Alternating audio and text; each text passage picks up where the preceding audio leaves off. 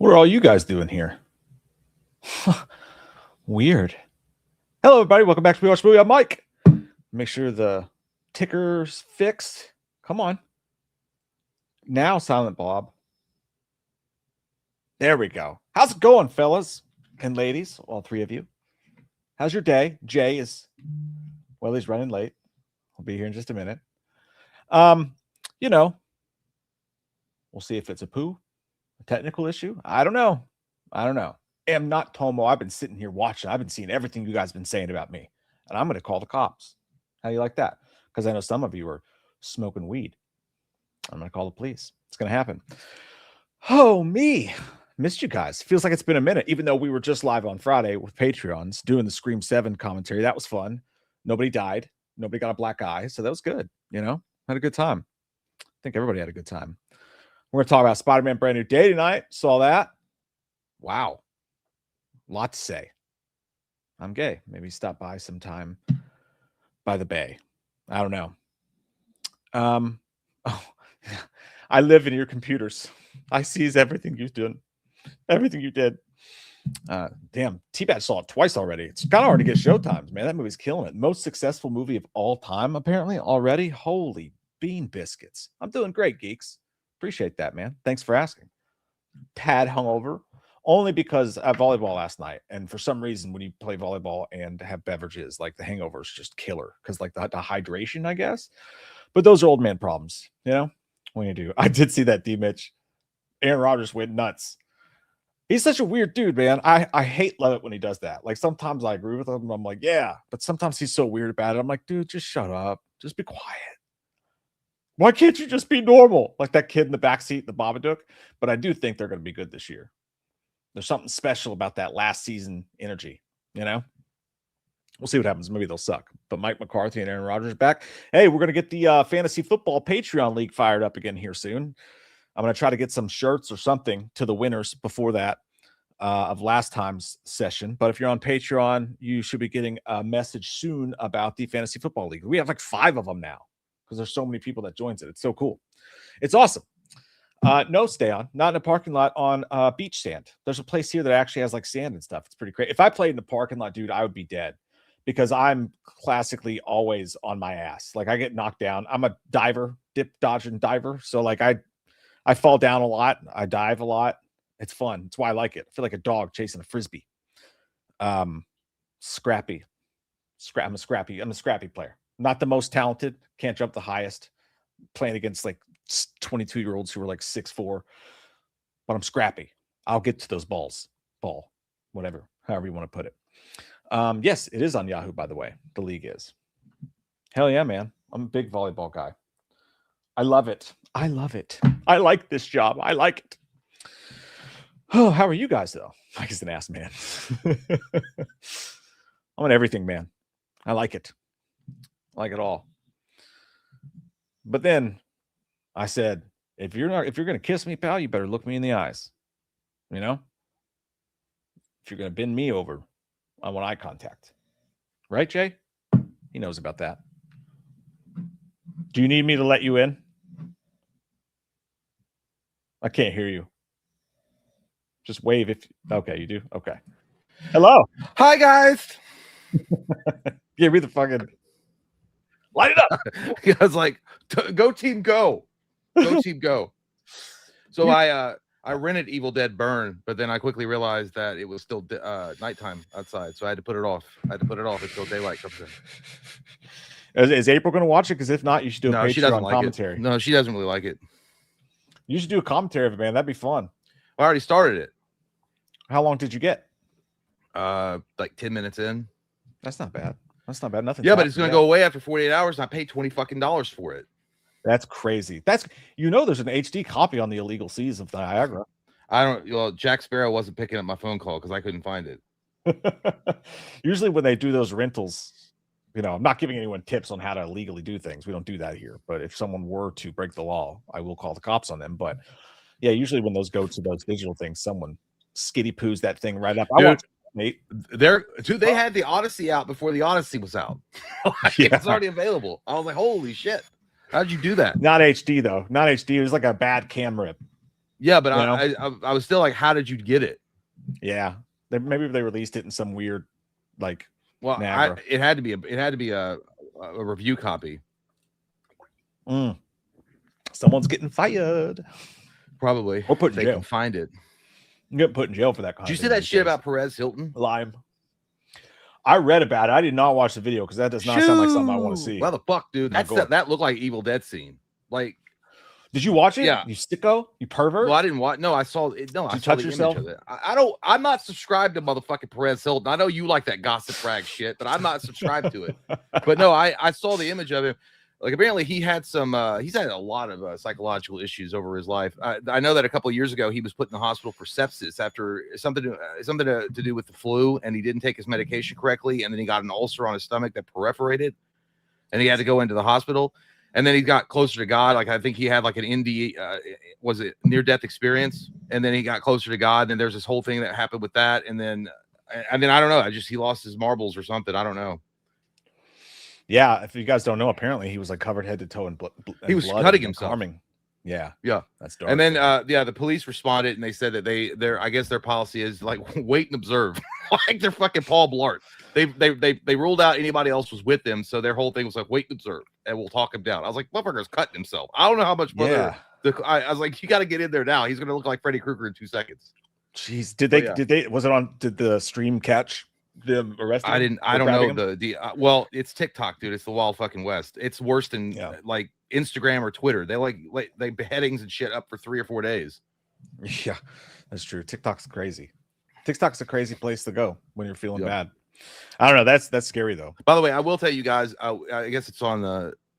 Mike didn't put it on there, but we are going to talk about Spider-Man. I will go ahead and say one thing about that movie. It's my second favorite fucking MCU movie of Spider-Man, of the Tom Holland. Of the Tom Holland series. No, of all Spider-Man movies, it's my third. Yeah. I liked it. It was a fucking good, surprise. Dude. The only thing is, it's like they took off Punisher's nuts, but it is rated PG-13. I mean, it's expected. Yeah. He cursed more than I thought he was going to. Well, I did say that. I know, but I was like, could you get like a motherfuck or fuck you in there? And they never did it. But it's fine. I mean, I'll take my curse words when I get to get my curse words. I think one person said fuck in the movie. It might have been Sadie Sink. I think there was a fuck. There was one fuck. I actually got teary-eyed. I did too a couple times. Well, at one point, I'm not gay, Mike. I only did it once, and it was for a half a second. It might have been just the onions I was cutting, but either way, yeah, it's fine. I cry all the time in movies. But yeah, no, we can go ahead and review it. Let's review Spider-Man Brand New Day. By the way, no spoilers, guys. We'll do our best tonight, so don't put spoilers in the chat, because we don't want to ruin it for anybody. But yeah, dude, I'm gonna agree with you. I was from the first 5 minutes, I was like, oh, this doesn't feel like the old movies. I saw that John Watts, the guy who directed the first few Tom Holland ones, people are getting angry because he's getting a lot of flack because people are like, this is so much better. What was he doing? But like, honestly, it was so much better than the previous Tom Holland movies. I think it actually felt, to be honest with you, I think this actually felt like an actual Spider-Man movie. And I mean, I emphasize man, because it actually felt like a mature dude actually handling shit as Spider-Man. Because that's what they did. This is a mature, more developed Spider-Man that it's like, hey, I'm alone. I got to figure shit out on my own and do what I got to do. I got to do the damn thing. You know what I'm saying? And then that's what it is. I loved it. I could relate a lot more to the character than I thought. And by the way, Tom Holland must have practiced his accent because his Queen shit is laying it on thick. His accent, he's laying that shit on thick. I guess the more mature you get in New York, the more the New York comes out of you. You know what I'm saying? Hey, whack-a-do. He did look more adult this time. Yeah, all the way around. Yeah, probably because he thought Robert Pattinson's tapping that ass on Zendaya in real life. No, I'm kidding. I really did enjoy it. I like that he got more responsibility with great power. That is, and yeah, at the end of the day, it's just a more mature Spider-Man, so I could enjoy it more. And the stakes were higher, and I do like the fact, and this isn't a spoiler. It's not necessarily resolved. It is, but it's not necessarily resolved with the whole thing with Ned, Zendaya, and him at the end of the movie. You know what I mean? Yeah. And I kind of like that. Not a total resolution. Yeah. Like it hints at stuff, but it's not a total resolution. But dude, I like that stuff. Ned annoyed me. Ned always annoys me. I don't actually wasn't terrible in this one though. The second half, Ned was way better. The first half, when he walks into that bodega and he's like, I just want the shark juice, but I don't want the shark juice. Yeah, that was annoying. Yeah. Like he's so over the top. Like his voice grates my nerves. He's just one of those people who just has a really punchable personality to me. So I just do not like that guy whatsoever. But they weren't in it as much as, and Zendaya was probably the best she's been in any of the Spider-Man movies. Zendaya was really good. John Bernthal was really good. Sadie Sink was surprisingly really good. Well, I know that she's a good actor. Yeah. So, I mean, I liked her in Stranger Things, but I didn't know how she was going to handle this particular role. I don't know if it's a spoiler to say her character, so I'm not going to say her character. Not sure if that's a known. Yeah, I think it is a spoiler, I won't say but I that, like what but they did with it. I will say what you guys have seen in the trailer. It's funny. Sony gave the total package Lex Luger back to Hulk. He finally was Hulk again. Because all Marvel's really been doing with Hulk is nerfing him and making him more and more like a bitch. And Sony's like, not today. And they made him a badass again. I'm like, that's the Hulk I want. 5 o'clock shadow, Mr. Man. Whoop that ass. I agree. Stretchy I agree. pants. I thought that too. I literally noticed that. I was like, this Hulk feels way more powerful than he has in the other. That's films. a Hulk that you'd be like, Thanos was like, all right, well, I'm gonna whoop your ass still, but I might hesitate. I might be like, oh shit. Like it'd be like you're fighting. It's like Holyfield fighting Tyson until Holyfield figured out all you gotta do is outbox him. But he's kind of intimidating at first. Yeah, and I like the way they handled that fight scene with those particular characters. The way Spider-Man and Punisher worked in a particular scene was awesome. I don't. The slide across the floor shot was so cool. That was great. Yeah. But I didn't like the part where he's like, "You're just trying to get out," you know, and he's like, "Yeah." I was like, they were trying to add too much comedy into Punisher a little bit, and I'm like, "All right, don't do that." Oh, yeah. I'll allow it. I'll allow one joke now and again, but don't get stupid. Calm down. You know, there's a lot of comic moments in that too. Like there's a scene at the end of the movie or toward the end of the movie where Punisher has a sniper rifle out. And if you know, you know, there's a famous comic book cover, first appearance of Punisher in Amazing Spider-Man. It's pretty cool. I mean, if you weren't a Spider-Man fan, maybe that you read the comic books, you wouldn't know that, but that is exactly from the cover of the comic book where Punisher first appeared. There's a lot of cool little Easter eggs like that. And this movie is a juggernaut at the box office. This bitch is going to bring in $2 billion, dude. In 6 days, it hit $1 billion fucking dollars. By the way, that is in the opening day or opening weekend, it made more money than Supergirl's entire theatrical run. This is funny. Like in one day. And it's weird. I saw a lot of cope going on. I saw a lot of cope. I'm not going to turn this whole into a James Gunn hate fest, but I just want to say this. A lot of people are like saying Superman or Spider-Man's an established character as if Superman's not. And they're like, people are like, what are you talking about, dude? Like, Superman's literally got 2 decades on Spider-Man as an established character. You know, that's a better comparison, honestly. Like, Supergirl's, it's one thing, but like comparing the box office of Superman, like DC's got to be looking at James Gunn going, hey, why didn't Superman break these records? Well, I'm not going to, like I said, I don't want to harp too much on that. We're here to review Spider-Man, but I will say there's a lot of things are going on in the backgrounds with the old Gunn universe. I don't think we're going to see much of Gunn in the future. That's what my opinion is. But either way, Spider-Man Brand New Day, absolutely second best MCU Tom Holland film, completely. So you like No Way Home better? Yes, I like that better. I just like because Maguire and Garfield in it. I like overall as a story. This one's probably better story wise, but I just like the feels more for No Way Home. I get that. I like No Way Home, but I think someone put it perfectly. They're like, No Way Home to me is like a once or twice watcher. It's like an event film, like because you're watching it because of the Tobey Maguire and all that stuff like that. Yeah. But I felt like this was just a better put together. It's easily my favorite Tom Holland movie. It doesn't compare to the first 2 Raimi movies to me because that's just a totally different. We grew up with those. It's different. Yeah, no, 100%. And also, I'll say this, dude. Like, I think they did New York the best they've done New York. The way they handled that. And shocking, hand up, I was wrong about the special effects. They look great. Yeah. And the suit looked great. They did it on purpose to fool your bitch ass on the internet. They're like, I can't wait for this clown to fucking make fun of it. And eat his hey, listen, I'm eating my own crow. I don't need your fucking help. That's what you shut your goddamn mouth. That's what Sony said. No, the suit looks way better on the big screen. Yeah, the entire special effects, dude. The trailer did not do it justice at all, in my opinion. The way he swung through the city, the way the city looked, it was cohesive. It's not like some movies where the daylight shots look like shit. Like everything looked great. Everything. Well, the suit by itself also, they took heavy inspiration. It looked a lot like a Garfield suit. The spider emblem looked like Garfield's emblem. I actually would have preferred more of a raised webbing on it, but it still was cool. And the villains were all right. A lot of villains. Yeah. One particular villain, like they kind of threw like, but I'm fine with that because he really wasn't that big of a deal in the comic books either. Like I can't say. I don't know what I'm allowed to say, what I can say because I don't know what was shown in the trailer. I can't remember. But yeah, there's one particular villain that Spider-Man fights early on in the movie, and it's kind of like I know that some people they got upset. They're like, "Well, why'd you use him like that?" I was like, "He's a joke. Fucking, he never was a real threat."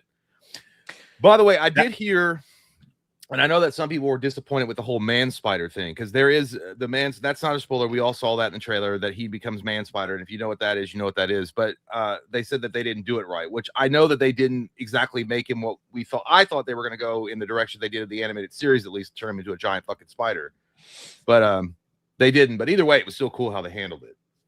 I like that, and I like it because the way that he had to work with it, you got to see his smarts, obviously. Yeah. And in a nice way, how he had to handle that. But I also liked how it kind of turned back into an origin story a little bit, because he had to relearn how to do everything. And to watch him, like, not just like learning on the street by himself, but to watch him in fights with major supervillains, not have his abilities like locked in and fucking with that. I really enjoy it when they do that. I think they gave Spider-Man a very interesting reason to be on screen again. I think mostly what they did the best with this is they turned Spider-Man, Tom Holland Spider-Man, into a competent actual superhero.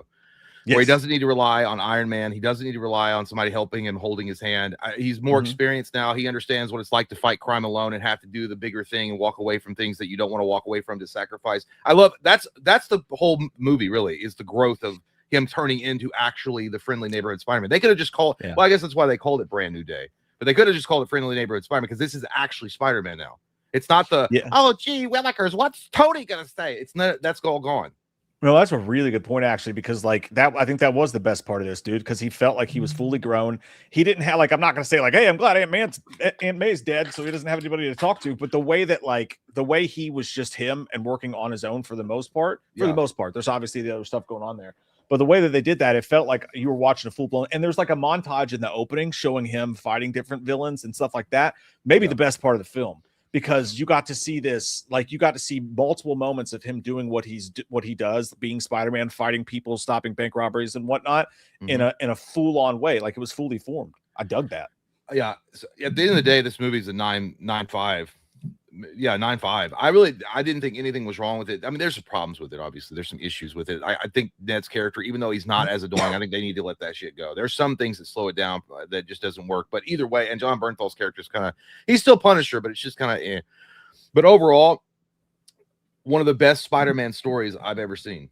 One of the best 100%. Spider-Man stories I've ever seen. Really, honest to God. They did a great job showing the transformation of Peter Parker, the boy, and then the man becomes the spider. I don't know. It just works. It's amazing. It's a great trajectory of the character. I agree. I give it a 9. I give it a 9 out of 10. I liked it a lot. Dude, did you think the movie was over when there was still like 30 minutes left? Like, I thought the movie was about to end. I knew it was over. Oh, I full on was like packing my stuff up, and I was already like, that was great. And then a whole new storyline kind of started. Not a new storyline, but a whole, like, that last 30 minutes, I was like, what? Oh my God, we're still going. I'm gonna put my shit down because we're still going. Did you stay after the credits? I didn't, because I Googled it and I heard it's a nothing burger. It's all, well, if you guys, it's just not a spoiler. It's not. It's an after credit scene. It's not a big deal. All it says, it does the classic Spider-Man will return. It doesn't say what movie, but based on the image that happens at the end of the movie when it pulls out and it looks like Spider-Man's like a tracker for Spider-Man in the movie. It looks like it's in a faraway place in the universe. A lot of people have speculated he's going to come back for Secret Wars. That's what he won't appear in Doomsday, but he'll be in Battle World. It's Secret War. Is he not supposed to be in Doomsday? I didn't even know that. Probably not, unless they're going to have a quick thing where he gets kidnapped and taken to Battle World, which is the whole thing in Secret War. Secret War is going to be fucking cool, but it's not going to make nearly as much money as Doomsday, I don't think. But yeah, well, I saw Kevin Feige fucker said that they're gonna him and Zendaya are gonna be like gonna take a long break, like a much deserved break. But they already filmed Doomsday, so that's like announcing your departure at the airport. I don't give a fuck. Go away. I think Zendaya is overcast anyway. She's in every fucking thing. And that again being said, this is the best I've seen her in any movie I've seen her in.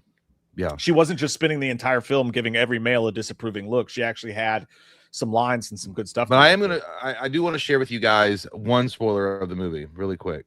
That happened. That'd be amazing. I know that happened in the movie. I know. Is that AI or is that like a cutscene? No, that's actually AI. They just put the face over top of Tony Cruz's face. That's great. If you're in the chat and you watch Brand New Day, what was your rating for it? Pop it off in the chat right now. I think everybody pretty much liked it. It seems like, for the most part. I don't see any. I even the channels that usually dog shit and dog walk Marvel loved it. Yeah, that constantly put in thumbnails like woke shit. Woke. They liked it. Really? Oh, okay. I'm saying to people that constantly do that. That's what their whole channel, their whole thing is. But they liked it. Yeah, I dug it, Wow. man. Theater was packed. It was good stuff. Was that first taste of Miller Lite water hard on you, Sweet Pea? I feel like I just found the Necronomicon on my tongue. I never met anybody who drank as much who hates the taste of beer. I don't drink that much. Dude, I literally only drink when we film. Well, yeah, but like over the course of time, over the years. I know, but I like beer, but I hate it at the same time. It's like being married. It's like you love her, but then you hate her sometimes. Anyway, you guys know, you guys can relate. Anyhow, yeah, I really enjoyed it. It's definitely a go watch in the movie theater. It's definite. If you didn't get a chance to go watch it, buy the motherfucking movie when it comes on Amazon. It's worth $25. It is. Or you can just, stay with Disney Plus and just watch it for free in 6 months or whatever the fuck it is. Are they still releasing? Can you even buy 4K of these movies these days? I don't even know. I don't know. Yeah. No, they're like Walmart. Evil Dead Burn was, I think it was 4K and I rented it. No, it wasn't. Yeah, it was. No, I just said HD. You know what? I'm being a cheapskate because people are like, Jay, why don't you just affirm it? I would. I would affirm the fucking rentals, but I was gonna be an asshole and be like, isn't $20 a little expensive for a brand new? But I was like, sometimes these movies are still in theatrical runs, so they're still in the theater. So I was like, it's not. I'll take the middle road. It's not that terrible. It's bad, but it's not bad. Charlie said, "What do you guys think about the main villain? Like the main villain?" Oh, well, I'm going to not use pronouns. I'm not going to use pronouns. I'm not going to say who. I'm not going to say. Oh, good call. Good call. I didn't think about that. Yeah, I'm not going to say. I'm not. Don't you dare trick. Don't you dare trick. The main villain was pretty good, surprisingly so. Not as a villain, obviously, but as a character, really good. I'm actually looking forward to see that character do better and do good things in the future. I think they did the right casting choice. Yeah, I like it. I like it, especially because we know that I can't say that. Since we know what they're doing with certain things, I think it makes a lot of sense. I think most people know what it is, but just in case, I liked how toward the end, this villain got their goddamn power up like Neo in the Matrix. They became the one. I'm like, yeah, that was cool. I did think that was cool. Oh, I can't say no, I'm wrong. No, actually, who became Neo in the motherfucking scene is when Spider-Man said, "I'm both." That was cool when he just embraces his potential. It's like, yeah, I'm gonna shoot out my cum wads of webbing from my wrist. That was badass. I like, you know, the writers were like, hey guys, let's just stop doing the mechanical web shooters. Like James Cameron already fixed that. They did the organic ones with McGuire. It's a lot easier. Let's just do that shit. That shit looked like cum. Well, it is. It's cum from the it's spider cum coming for bad guys. You know what? That ending though, with when he was fighting the hand. When he does that one thing, when he jumps up and he leaps down, he does that whole like spit. I was like, God damn, that's fucking cool. Yeah, dude. There were some really great action moments in this. Like the fighting scenes were so good. Yeah. And if you guys don't know, Amazing Spider-Man 2 on the PS5, they did release a free update, and that suit from Brand New Day is now available for free that you can play with. You can play with it if you want to. Oh, shit, dude. Speaking of playing with things. I put it on. Put what on? I put the Spider-Man suit on. I downloaded it and put it on immediately and swung around the city. I watched the movie and April was like, what are you doing? I was like, I'm just swinging. It got me in the mood. It got me in the mood to swing around the city. Speaking of things coming out, though, tomorrow is the day that those of us who have the super extreme holy fuck you package will be able to play Madden a week early. I'm very excited. Big day. Oh, not gonna get anything done. That's gay. But tomorrow's gonna be Madden. It's not gay. It's not gay, Jay. Did you hear about that $55 billion that was finalized today with that Saudi company, or yesterday? That Saudi company bought EA. Oh, that's not surprising. They're the devil. I mean, it's completely done. The deal's gone. It's gone through. So now they own EA.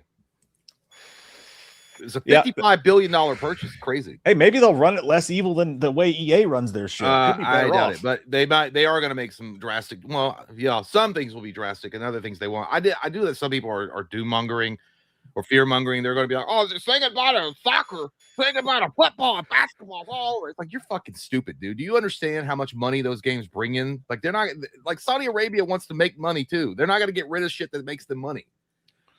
Yeah. And it's like, oh, so it's not an American company anymore. I was like, it's still an American company. It was bought by Saudis, but it doesn't mean that it's not an American company. It's still based in America. I don't know where people get these. Their brains are rotted from TikTok. Doesn't Saudi own like half of the fucking entertainment? Saudi owns already half of. Yeah, they own everything. I don't know. They're rich. let's give up. We lost. But I don't know. There was also unspeculated rumors. Maybe it's true. I don't know. Someone's like, I think one of the right-hand men that work for Saudi is a Trump guy. I'm like, dude, it's always fucking Trump. He's involved in everything. I mean, holy shit. Oh no. Dude. It's like I stubbed my toe this morning and motherfucking Trump was there smiling. He was like, ha ha, gay. That was really gay. But you just did. So that's happening. But there will be. I'm assuming there's going to be some big changes for certain games. But I don't think Madden's going to be affected at all. I mean, they might greenlight some shit that's been on the like Fight Night has never. They've had Fight Night in the books forever, and they haven't done shit with it. Yeah, that's true. That game was awesome when it was awesome. Mm-hmm. But yeah, I mean, shit, Madden can only be improved at this point. I mean, they've done. I'm waiting for my brother to be like, "Hey, dude, so my birthday's coming up in a couple of weeks. If you want to get me something, that'd be really cool." I was like, "Dude, that's $70 motherfucking game. You haven't got me something." The last time my brother bought me anything was when I was like 16 years old. He got me like a fucking Wolverine action figure that was on sale at Dillard's or some shit. And I'm like, oh, I still see he's like, I got you this. I'm like, yeah, I still see the price. Didn't he ask to take something back the other day that he gave you a long time ago? Did he say something about that? Yeah, well, I bought it for him. It was his Rocky. I bought this like years ago. I bought him all the Rockies from Rocky 1 to Rocky Balboa, because that was the one that had been released. It was all the action figures of Rocky going through the years. It was an awesome box set, and I gave it to him, but then he didn't want it in his apartment or his house because I think his wife said it looked like shit, and so he gave it back. He's like, "Can you hold this to me?" And then the other day he was like, "Can I get that back?" Oh, okay. That's way better than what I was thinking. I've had it sitting I've had it like stored away for like 10 years. I thought it was that's way different than what I was thinking. I was he didn't. That thing cost me like $100. He wouldn't spend 100 cents on me. Oh yeah, that's true. I saw Clinton said, he's like, Mike, you're gonna be bitching about that game by next week. It's like, you're 100% right. I will hate it and I will loathe it in a week when I start getting my ass kicked online because people watch these dudes. That's the problem with these fucking football games now. It used to be even competition, but now these motherfuckers go and they watch all these YouTube videos. Dude, they sell ebooks for like hundreds of dollars that show you how to glitch the system and run certain blitzes and stuff. It's a fucking football game. I know, but dude, people get so into it. You're just playing a random game and you're playing like a fucking like ninja, the game guy or something. They have these super secret blitzes that as soon as you hike the ball, you're getting butt fucked by 7 Neanderthals. Like you can't do anything. It's simulating the real life NFL experience. When you're when they're all scrambling for the ball, you're getting your asshole raped by a finger. That's supposedly true. If you ever watch football and they're all like on piles trying to get the fumble, supposedly some of those linemen put fingers in people's butts to try to get them to cough up the ball. That was before the Me Too movement. Maybe not now, but yeah, it was definitely a thing. Who's gonna believe him? It's like, hey, that's a foul. He's like, what's going on? He's like, that dude put his finger in my ass. The refs are like, it's like, we're playing football, dude. You know, if he's over there obvious going and then smiling at him like he's Terry Crews, it's pretty okay. But if you're not, I don't remember this. It's just that Jay, you remember the time Mike said he could gain 10 yards as a running back in the NFL? I don't think I said that shit. You said something stupid like that. I do believe that. That would be, you know what? I could throw 75 yards. I probably could. No, it was either that or you said you could kick. You said you could kick a field goal. No, I know I can't kick a field goal. I can punt. I could punt the fuck out of football, though. I really can. How far? I mean, 100 yards. How far are you getting with that? About 99. And is it going to be down the middle? Because it's not. You know it's not. Dude, I got great aim. Ask Cody. One time we were at the basketball court, and I was outside of the cage, the basketball cage, outside on the other side, and I punted it, and it went full court and landed off the backboard into the basket. I did that shit. That was me. Yeah, that's amazing, dude. I've also done some really cool things on luck, and it's never been like, hey, you know what? I can really do that in real life. One time I hit a 3-pointer from half court, and I never thought, hey, Kobe, watch out. Well, you know what, Jay? If I could leave this channel right now and go do Dude Perfect, they would. I would love to do. Yeah, but, you want to spend I love you, so I don't do it. You want to do 12 hours a day where you try to kick a fucking a football into a basketball goal. You film it one time. Yeah, you're like, bitch, it took you 12 and a half hours to do that all day long. You're fucking. They do something like that on. They do something like that on Barstool. Like they have like crazy competitions like that. Like you have to hit 12 home runs and we can't go home until you do or some shit like that. It looks pretty fun. Remember Pros vs. Joes? Perfect, but they don't. I mean, you only get a snippet. They literally film that for hours and hours and hours on end before they get it right, and that's no fucking way. I mean, yeah, they make a lot of money, but that would be like, God damn, I hate fucking my life. I hate my job. How do you guys feel about the lawn people are here? That's gonna be loud. I'm gonna have to put my dog. Why'd you act like they were servants to you? What color are they, Mike? You're like, the lawn people are here. Fuck you, dude. I'll be right. I gotta put the The dog lawn away. people are here. Wife? The servants have arrived at the gate. Can we please let them in?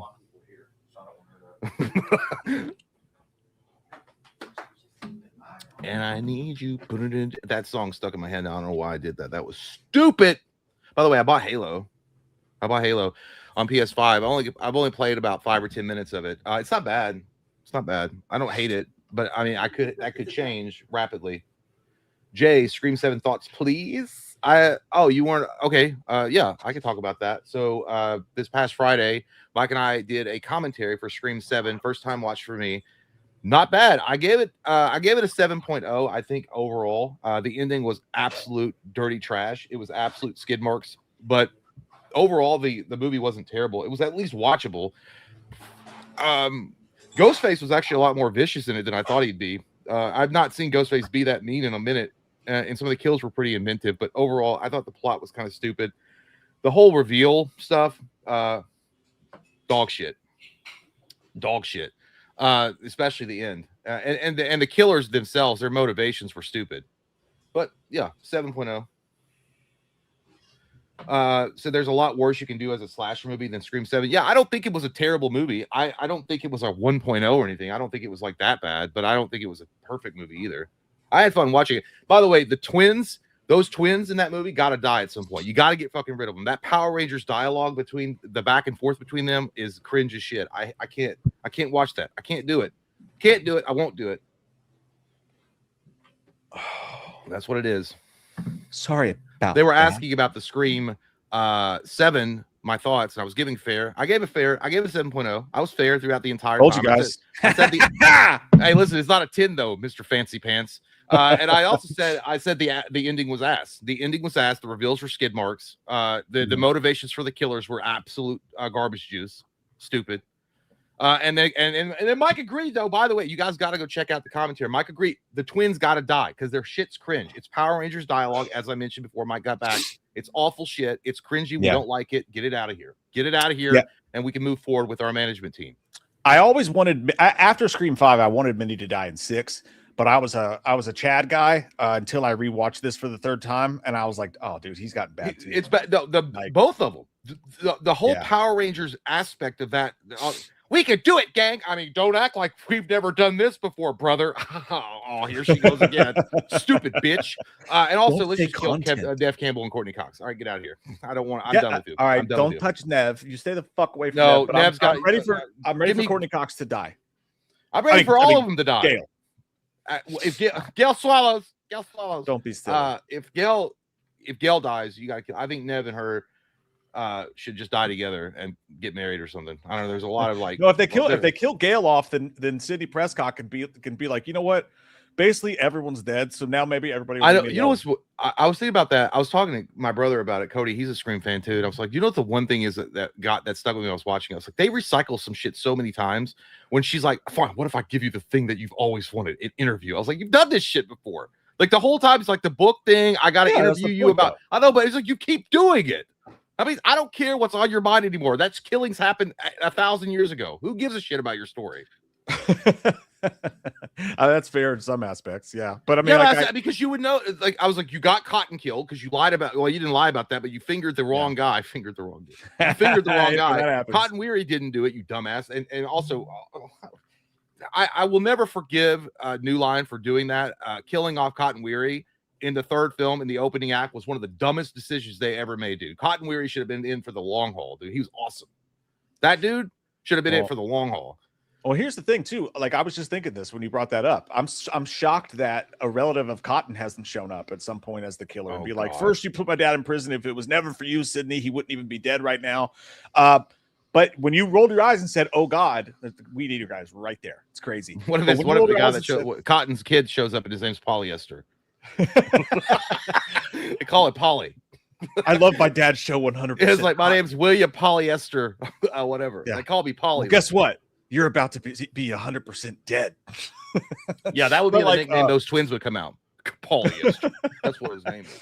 No, but honest to God, that is the problem with the Scream franchise right now. And I'll freely admit that, dude. It has a major reveal problem. because they haven't had a truly great reveal since the first Scream movie. Every single one has had an issue or 5 with it.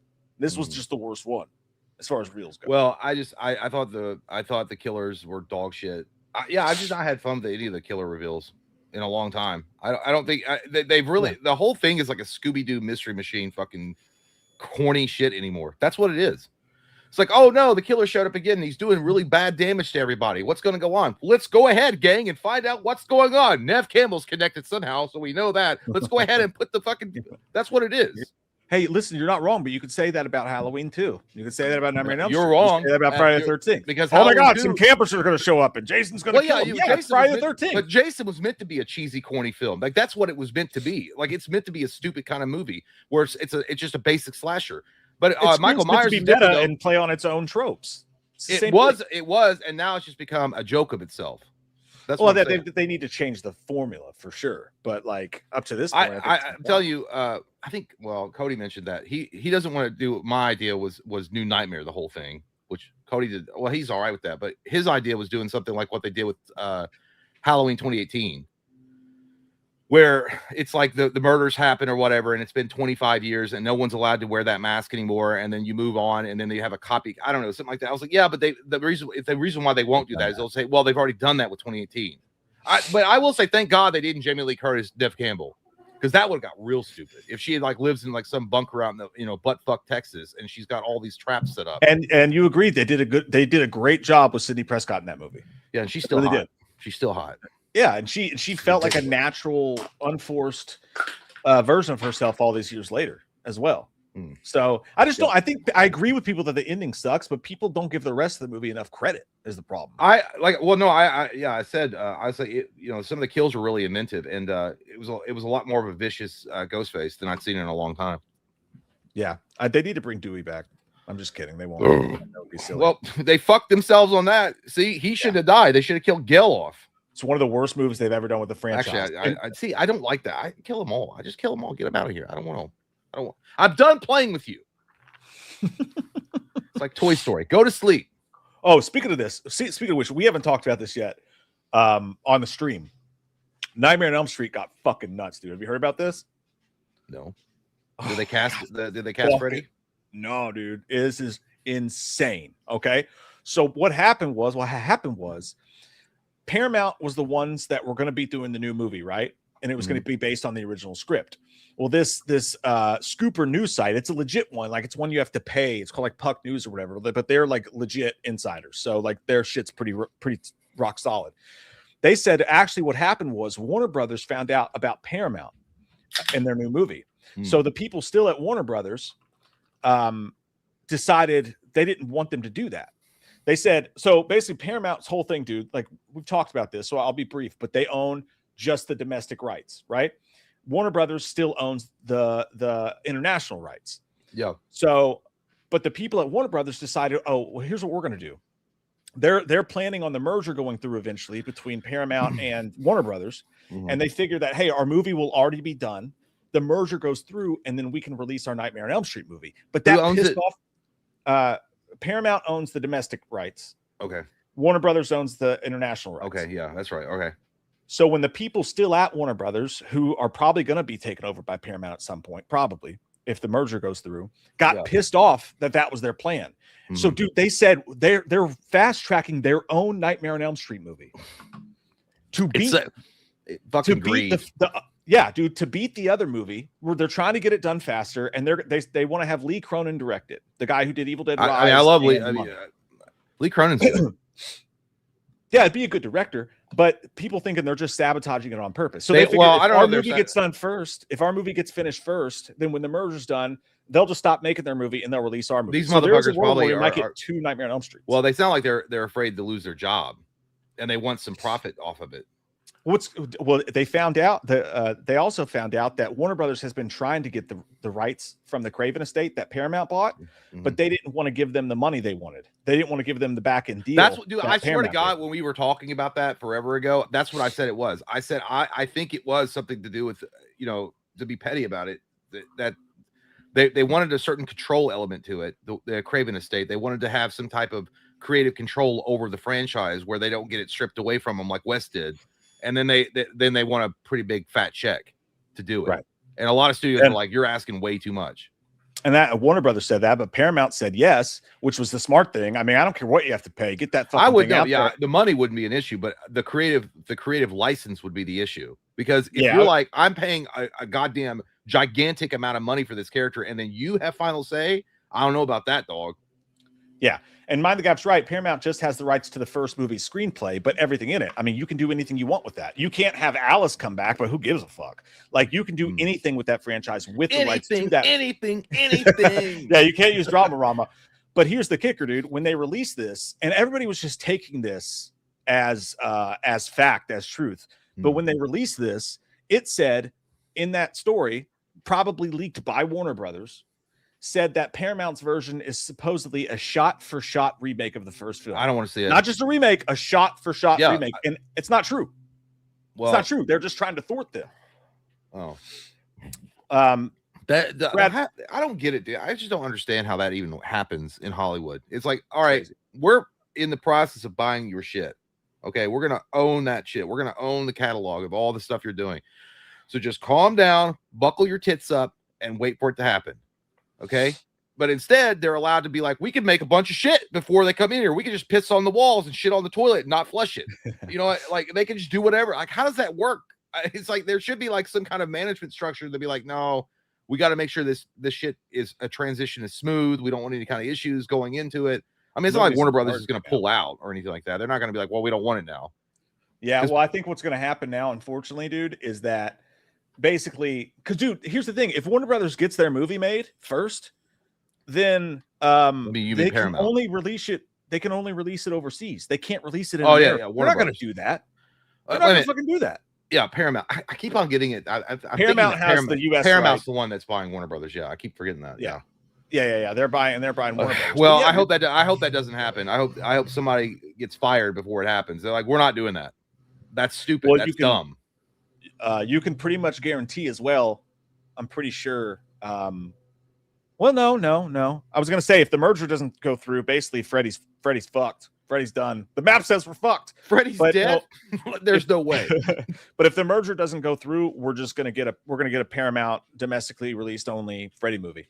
But if it goes through, who knows which one will win? The potential for box office returns for that property is so big, they're not going to allow that to happen. They're not. But imagine if we got two, dude. Imagine if they made two. Yeah, because I don't want to. I don't want to watch a Temu one and then wait for like we got Freddy at home, fucking Freddy Krueger, and then but that's not gonna count as actual canon. I want an actual restart of the universe. Yeah, I want an actual canon universe. I don't want some bullshit like here's the one that came out, went straight to DVD after 2 weeks because it sucked, and now the real one's here because it's just gonna hurt the image more. Like the remake already did that. It's how long's it been? Like 15 years? Yeah. 16 years. 16 years since Freddy Krueger's been on the screen. Feels like longer, honestly. Like it really does. By the way, hit the big music. Hit the big time music. I seen that. I seen it. He's coming for me, but That's the wrong one. That's for a different one. That's for $1,000 one.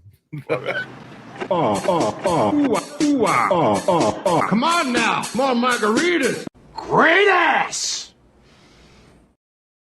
Coming in hot off the presses, Lee the Machine Bowers throwing his dick on the table and say, drinks on me. Says, hey, sexy fellas, happy hump day. Hey, Loomis, stop stealing toilet paper from Chalice like you steal Michael's underwear. I want to see you in my office tomorrow morning, or officer tomorrow morning. By the way, I've farted. LOL. Love y'all. First off, stop projecting so much, Lee. I mean, that's what you do. You steal your coworkers' panties and underwear and sniff them in the break room.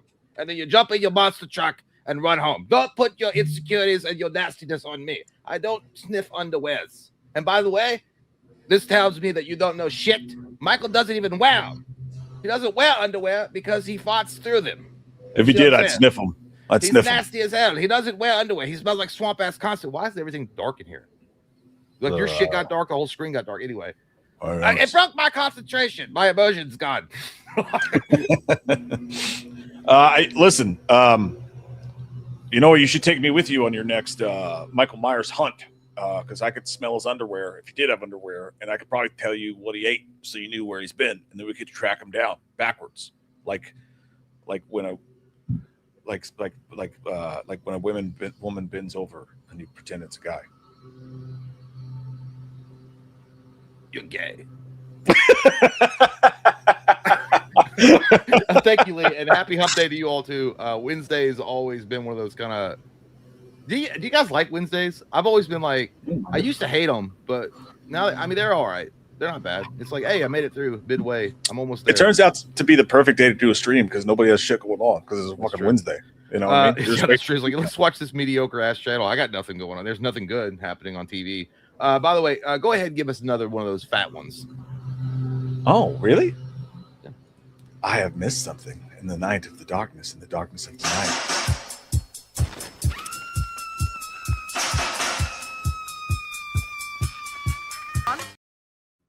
That's what I want. Mercutio gifted 5 memberships. We Thanks, buddy. Holy fuck, dude. That's amazing, dude. We really do appreciate that. You guys get a free membership. Go check that out. Go thank Mercutio. If you get a free membership, you guys can go back through our catalog on Patreon and watch the commentary that we just did on Friday, which is a good bonus. You like that. But thank you, man. And we appreciate you. And we're live this Friday night doing the Patreon stream. So it's the time to sign up for that shit. But now that our taint has been satisfied, any more news to talk about? Yeah, I mean, so much more than I thought. Starting with the new Insidious trailer. There's a new Insidious. This guy, he keeps mowing the same spot. He keeps mowing the same spot. That fucking spot. Yeah, because Swamp Thing is like cummed on it. He's like, God damn, I can't get it to cut. I can't get it down. Christopher.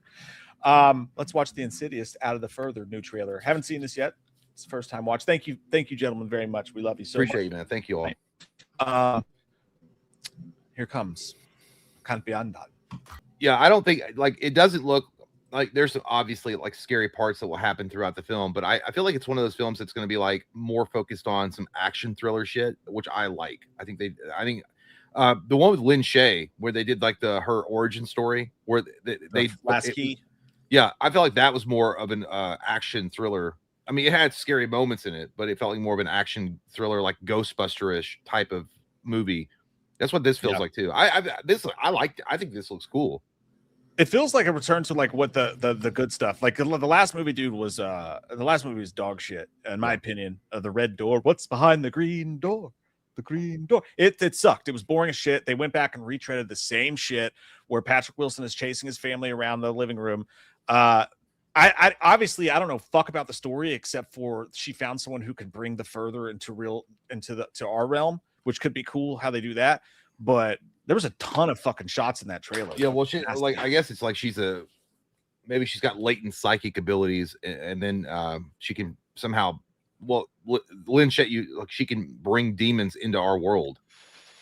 Yeah, which could be, and that's why they want to possess her. Most likely, that's why they want to take her, is because she has this gift where she can like bring demons over the other side.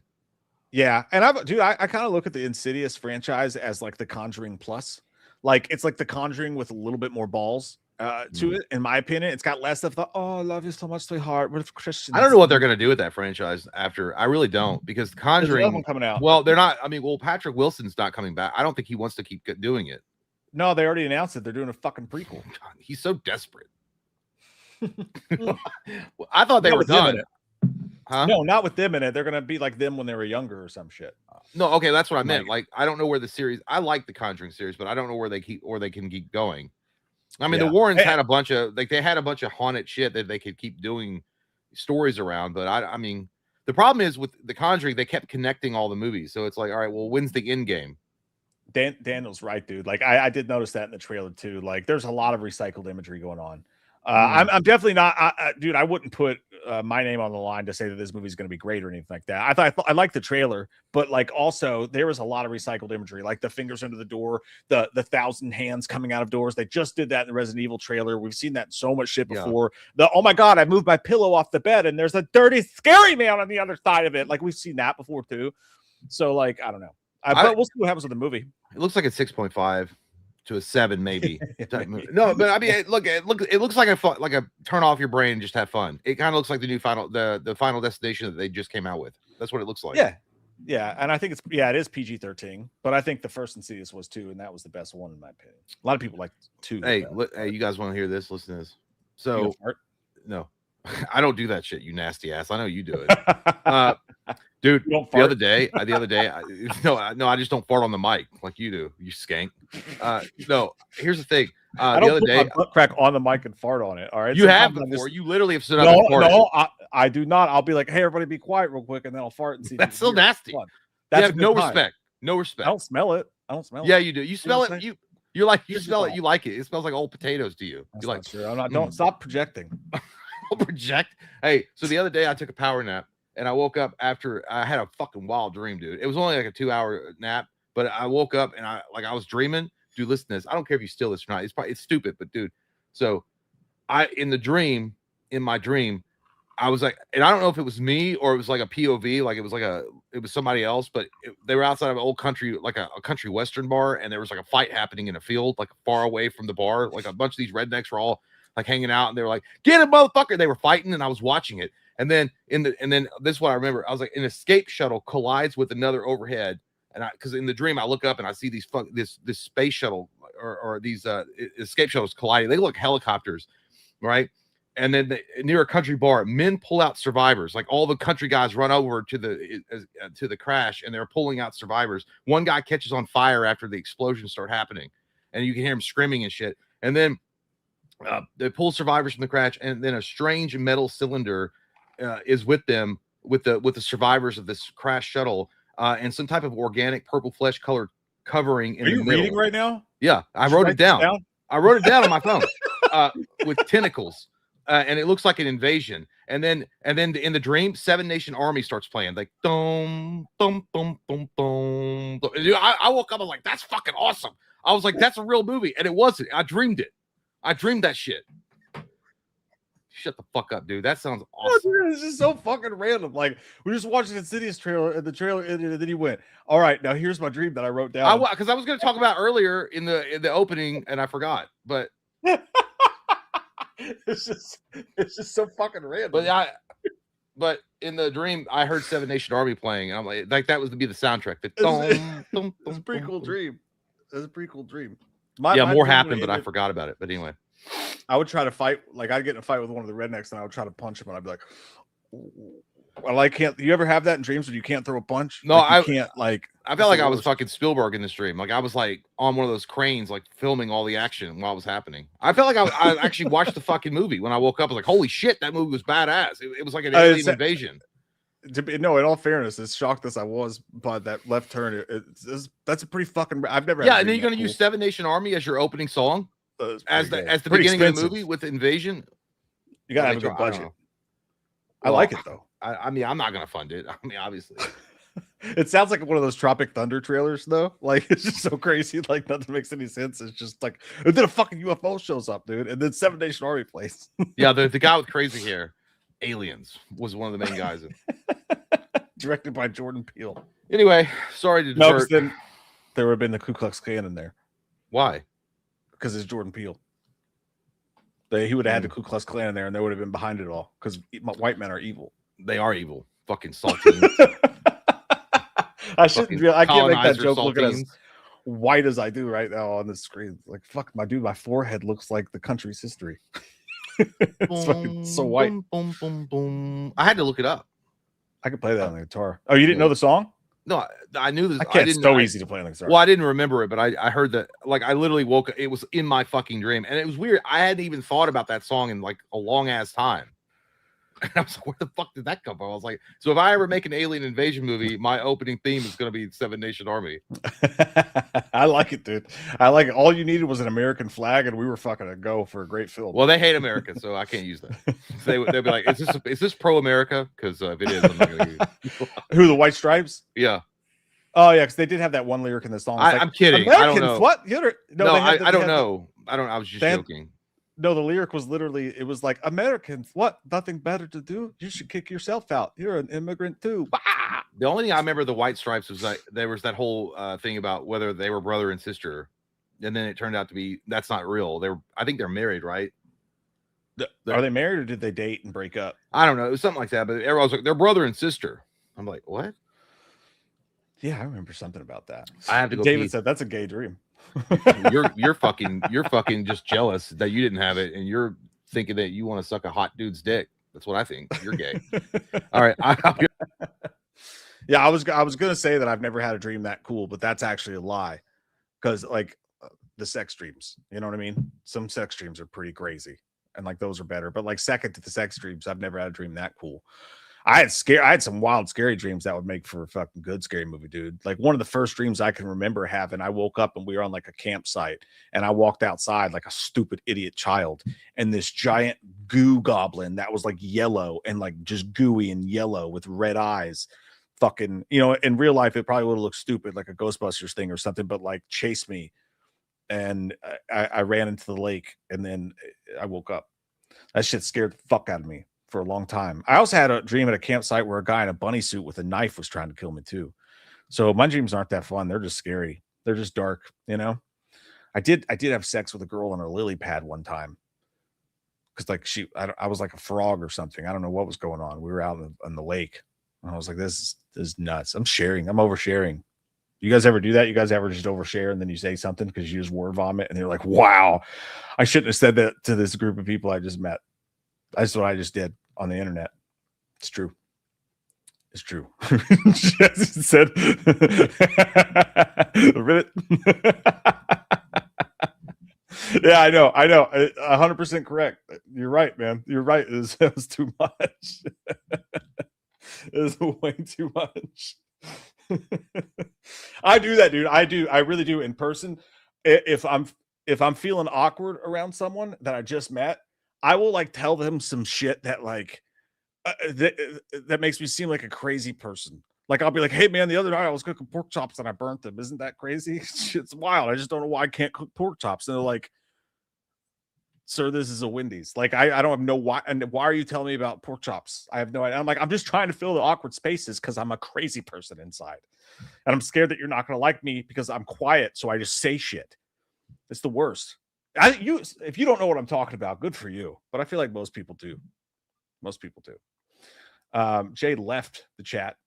I'm assuming it was on accident. But you know, what are you gonna do? Thanks, Bane. I appreciate that, buddy. Worst date story? I got a doozy for you. One time when I was like, I don't know, like 19 or something, I found some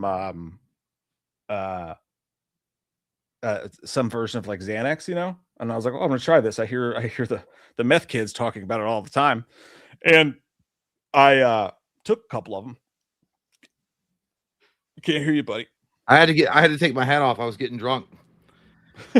Just locking the alcohol in. When I drink, the fucking cap constricts the flow of oxygen and blood to my brain. I have a big head, and I have to fucking I have to take it off. I know I look rough, but fuck y'all. Someone asked worst date story, by the way. So I was telling them that when I was like around 19 or something like that, I found some version of it sounds like you're peeing. You found some version of a girl that actually had a dick. What? Oh, your wife. Yeah. No. I see. No. Guess what I've been doing at volleyball? I've been spiking more than balls.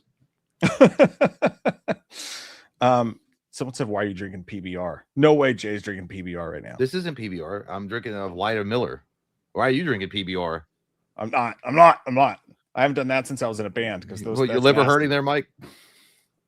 Maybe. You got trapped gas. I know. I am rubbing that area. I know. You're like, it's so trapped gas. Don't worry about it. I've literally had nonstop medical anxiety for like the last week because I get like, dude, it's what happens. Like you get like both Mike and I have medical anxiety or just anxiety in general, but medical anxiety specifically. I've been constipated, and then I was like, that's it. It's over. I've got fucking colon cancer. I'm gonna die. And they're like, if you have pencil thin, all that stuff, stools, and I'm like, all right, I'm just gonna chug milk and magnesia. Mistakes for me.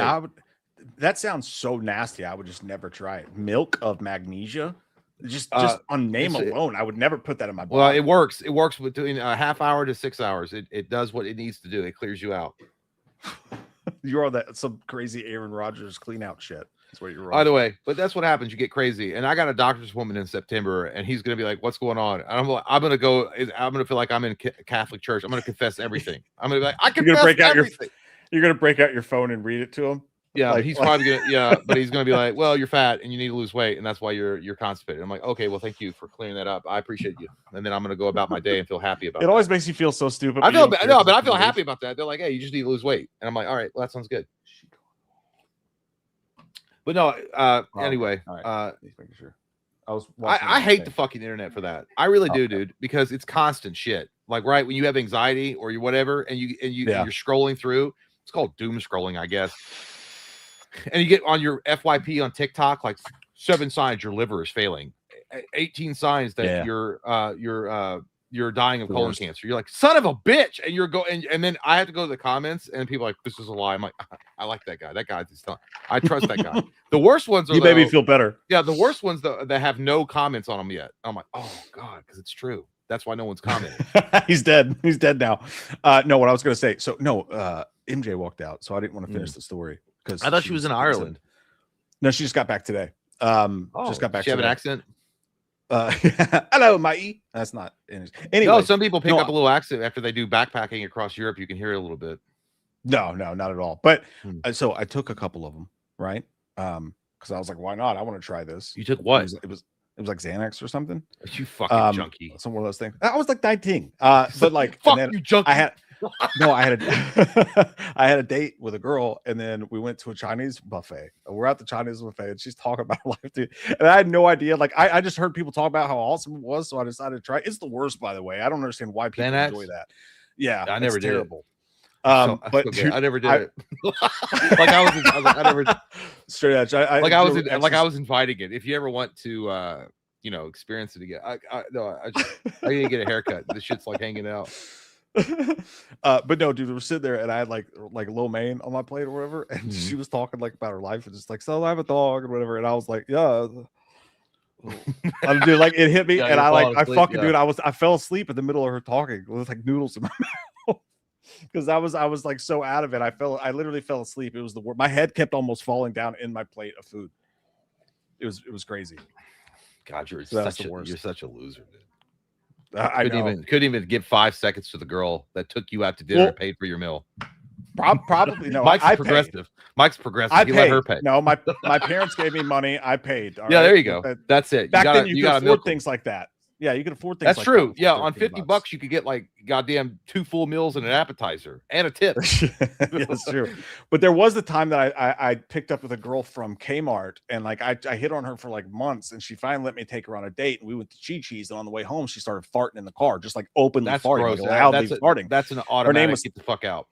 And her name was Tanya, so like I should have known better anyway. It's like, Tanya, come on. But then like she was like, oh my god, I'm so sorry. And I was like, it's okay. She's like, I have a condition to where like I just openly like she had IBS. I was like, dude, I was trying so hard not to fucking laugh. No, it wasn't IBS. It was some crazy thing I never even heard of. Oh no. But I was like, you've been like big dogging me this whole time. Like, I'm too good for you. I'm not gonna let you take me on a date. And then we go to Chi-Chi's and you're fucking tooting the whole way home in the car. This is crazy. Boogie. I was nice about it, but there was no second date. That could be that she trusted you and she felt very comfortable around you and got relaxed for her crack and like letting it out. And that could have been true, that going forward you could have had a great relationship. I would not have approved. I don't like listen, I don't even fart in front of my wife if I can help it. I go to the other room and still to this day I don't. But but if I was just on a first date with a girl and she was cracking ass like as I was taking her home from the dinner date, you're nasty. Yeah. I didn't know. Unless you have an actual a real condition, which you probably didn't. You probably what she thought is that I'm going to squeeze a quiet one out and no one's going to know about it. And then I'm going to. No, dude, there was like 4 of them, and they were like in 20-minute intervals. It would you just be talking and be like, "Yeah, it's a really nice day," and she's like, "Yeah." So that's what I'm saying. She thought she was going to squeak one out like a squirrel, and no one would know any. And it's like, no, dude, she had like butt Tourette's. Like her butthole had Tourette's syndrome. There's an open sewer somewhere. It's so nasty. And then you're like, no, that's crazy. Your asshole died. I only remember it wasn't even a date, but I've told this story before. I never kissed her. Thank God, I never kissed her. I never fucking touched her with anything. AGTZ said that's how I got pink eye. Exactly, dude. I remember taking this girl to I was interested in her, and she was nice. And like I said, I never kissed her. We were driving, and I was gonna take her to work. She worked at KFC, and I was gonna drop her off at work after. I know what you're talking about because the same thing happened to me. The same girl. Because we had just got done. It was in high school, and she's like, "Can you?" And because we were talking or whatever, and then she's like, "Do you think that you could drop me off at work?" I'm like, "Show, KFC. I love biscuits."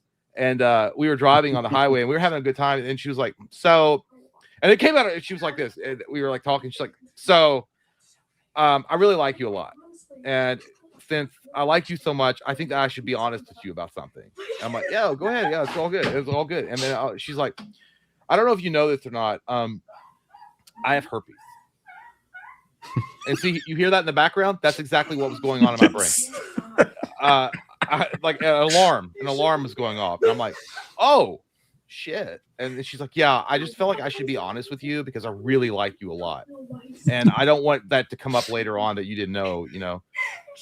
And so I was like, "Yeah, that's totally cool. It's fine. Don't worry about it. It's all good. Don't worry." And then I patted her on the knee, I was like, "Have a good day at school." Yeah, I was like, "It's good." No, I didn't say it. I was like, "That's okay." And she's like, "So you're not like, you don't want to talk to you? Like, we're good?" And I'm like, "Yeah, we're good." And I dropped her off, and I didn't say, I never talked to her again. Yeah, ironically, same. But I will say, hey, props for being honest. She didn't have to be honest. She could have been weird because she's like, because she was like, "I take medication." I was like, "That's not." Oh, good. I was like, "That's not doing shit for me." I was like, I'm not trying to get that. I'm not trying to. David said, "What herps the most?" What hurts the most? She was so close. Yeah, dude, it was bad. I had the same experience with the same girl. Exact same thing. That's crazy. By the way, really we didn't talk enough back then to cover that basis together. Yeah, but I know, but the way you say it like that, it's the same girl. We're coming across like the skulls. Like we were passing bitches around or something. Like it wasn't like that. No, I didn't know he was talking to her. No, not at the same time, but like my friend came up to me in class and he was like, "Hey, I saw you talking to so-and-so." He's like, "You know this, right?" And I was like, "Oh, thank you. Good call. Like, thanks. Appreciate the heads up." And then that afternoon she came up to me at school and she's like, "Hey, I really like you a lot. I just want to tell you something." So it was the same. So she had a fucking like goddamn script that she goes off of. Yeah. But you know what? Kudos to her. Honest to God. Yeah. And I think that she wound up getting married and I don't know if she had kids. Maybe she did. I don't know. But yeah. Well, hopefully it's for life. It will be. It has to be. And those kids will have a condition for life, most likely. We don't know. But yeah, as far as worst dating experience, I've had a few. Obviously, I mean, I know it's weird, right? I've had a few, but one of them, I've told the story about my ex-wife, and that whole thing that happened when I got the times wrong. We were supposed to go see Swim Fan, and I fucked up the timing on the theater, and we wound up seeing Austin Powers 3. By the way, we got Chi-Chi's, Kmart, and Swim Fan references all in like 2 stories. Like that's how old we are. Yeah, I'm old as fuck. It's crazy. But I would say it was a dating one experience I didn't like, and I fucking do. It was our first fight. I've been talking to this girl. I think I don't know if we were officially boyfriend girlfriend at that time, but it was like we were like a week in the relationship, maybe a week and a half, and we were gonna go see a movie, and then she's like. And the movie started like 15 minutes, dude. And I get weird OCD. I have to be at least in the fucking parking lot, like 10 or 15 minutes before. I don't like, we're just gonna run in. They're just like trailers. No, I want to be in my motherfucking seat. This was before 25 minutes of previews, by the way. Yeah, I was like, I want to be in my motherfucking seat. I don't want to walk in while everybody stares at me, like, look at this asshole coming in late and opening up the door and shining light into this dark theater. I don't want to be that guy. So it was like 15 minutes. We're on our way to the movie theater. She's like, "So can you stop at Culver's?" I'm like, "What's that?" I'd never been to Culver's. And she's like, "It's a great restaurant." And she wanted to get some fucking chicken. I'm like, "All right." So we stopped at Culver's. I was like, "Well, maybe she'll eat it in the car." I thought she was going to get like a simple, like, maybe French fries. But this bitch got a full goddamn meal, like a holy shit package deal. Full meal. And I'm like, "All right." I was like, "I hope you could." I can't wait. I thought she was going to be like the girl in Coneheads. Like I put down the sandwich. Like when Chris Farley was on there, he goes, "I never seen a girl take a sandwich like that. Like just absorb it." And no, she was just, it was in the fucking bag. the entire time. We were just driving. She didn't even touch it. I'm like, maybe you're saving it for later. That's gonna be nasty, but okay. I'm listening. By the way, I'll be right back. No, 1 second. That's all right. And then so we get to the parking lot. The food's not been touched at all. Then she says, "I'm gonna take this in." I'm like, "No, the fuck you're not." Like that. And I remember because it was the first time we'd ever had an actual argument. No. She's like, yeah, I am. I was like, "No, you're not. We're gonna sit out here and eat it." And she was like, "No, I'm not. I'm taking it into the theater." I'm like, "What the fuck skank shit is this?" I was like, "I'm not doing this." I was like, we'll cancel the fucking movie date and we'll just sit here in the car and eat it. And she's like, "What's the big deal?" I'm like, "Do you know how disrespectful and nasty that is? You're gonna take a goddamn chicken meal from Culver's into the movie theater. You're gonna sit down and you're gonna open it up and you're gonna start fucking munching on it." It's just, dude, I didn't like that shit. And so we wound up not going to the movie because I was like, "I'm just taking you back home." I for real did. I'm not doing that, dude. I will not be disrespected at the movie theater. I won't. I was like, I'm not going to have everybody looking at me and be like, "Control your girl." Or, I don't know what was going to happen because it stunk too. She had like a weird sauce in there.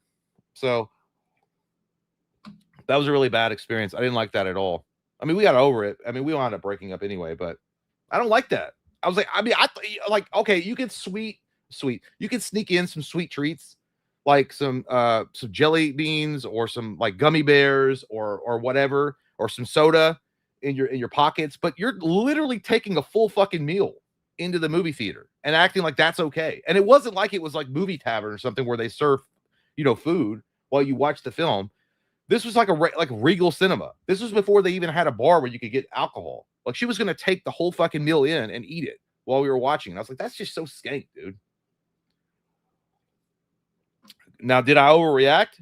No, I don't think so. Because I was actually, I'm looking at it like if I'm a guy just sitting in the movie theater trying to enjoy the film, and I see this couple down there enjoying a whole fucking shake and bake meal in front of me, I was like, what the fuck? Like, I don't want to smell that shit. Anyway, those are my thoughts.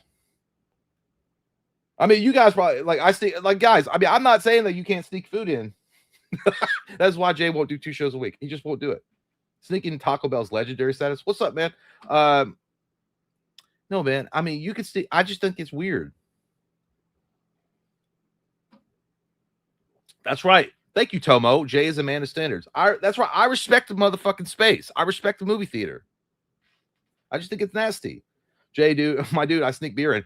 All right, listen. You can sneak in, whatever. I don't want to be. I'm not doing that. I don't want to do that. And if you sneak your beer in, I get it, kind of. Maybe you're going to probably get in trouble for that. But it's low key trashy, but show. See, that's what it is. That's what it is. It's true. That's true. It's low key trashy. I don't remember. I remember being at a movie theater one time and someone brought in some stank ass shit. Well, I don't know what it was, dude, but it was so stanky and it was hot.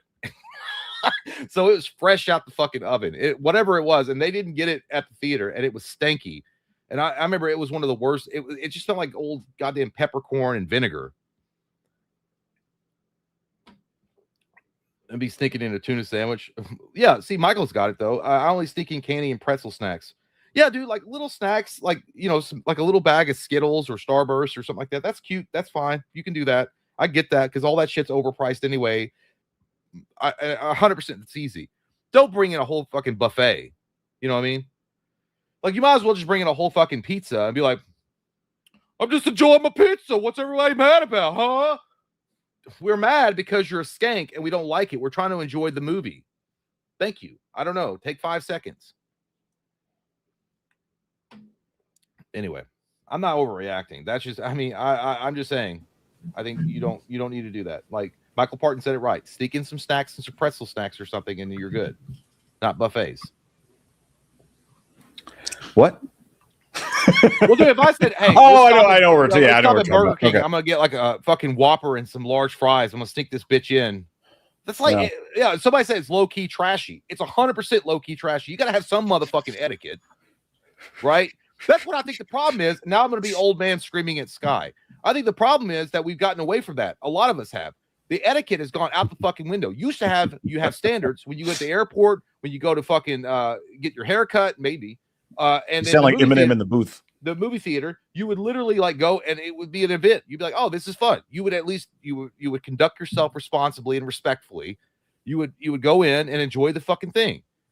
Not be like, yeah, I'm wearing my flip-flops, my dirty ass toe fungus nails sticking out of my flip-flops. I got my goddamn McDonald's here and my fucking 2 liter of soda. I got my 18,000 fucking kids script. Fuck you. You have no etiquette. Stay home. Listen, I agree with everything you're saying, but I gotta call you out on one thing here, mister.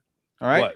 You're the one always complaining about theater prices, all right? So if a big girl wants to stop at Culver's, how about this before your date, the reason why because I'm not paying $1,000 fucking dollars and going into debt for my future generations to see a movie when they have assholes like that will be allowed into the theater, and you have pussy ass ushers that won't even throw them out. See, back in the day, they'd be like, "Get the fuck out of here! Get the fuck out of here!" And then now they won't. They're like, sir, can you please stop eating your McDonald's? You're disturbing the other guests. I paid money for this ticket. Like, oh, okay, thank you. That's what they do. No balls.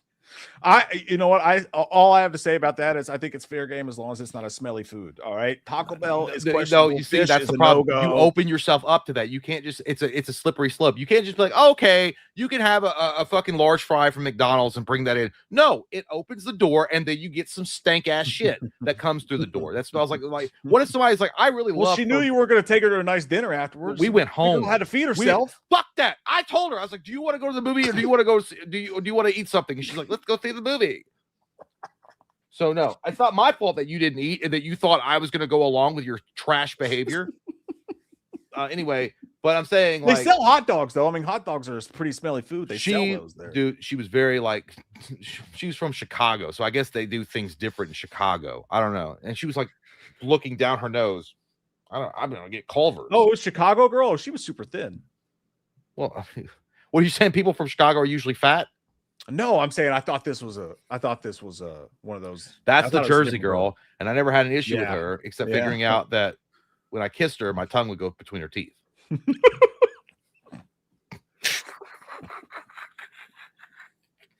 Anyway, I'm not getting into that. You guys want to watch the Carrie trailer? There's a Carrie trailer. Mike Flanagan's trailer. I did have a few surveys last stream. We were supposed to watch this. I don't think we did though. Correct me if I'm wrong. Yeah, we didn't watch this, and there was something else that I don't think we watched either. That Jersey girl was mean. This show sucks, dude. This show is stupid. She was mean. I seen it. Carrie trailer, Mike Flanagan. Here we go. That's a great trailer, dude. It's a cool trailer, but here's the thing about Carrie. They remade it already with what's her name? I actually like that. I can't remember the girl's name that they remade it with. She was really good though. Chloe Grace Moretz. Yeah, they did a good job. I don't think this movie needs to be remade. I know they're turning it into a series, and it seems like they're making her, because I think I don't know if I could be wrong. Sissy Spacek and the original Carrie, weren't they seniors? I don't know. I think they look like they're like they're at prom, so yeah, probably. Yeah. Well, they look like they're freshmen in this. So I mean, I guess here's the thing about Carrie. I think that Carrie, it's a great novel. The novel's amazing, and the original movie is really good too. I feel like it's overplayed a bit. Stay on set. I like the way he said it. He said, "I ain't watching a whole series, buddy." Dude, thank you, dude. That's what I was trying to say.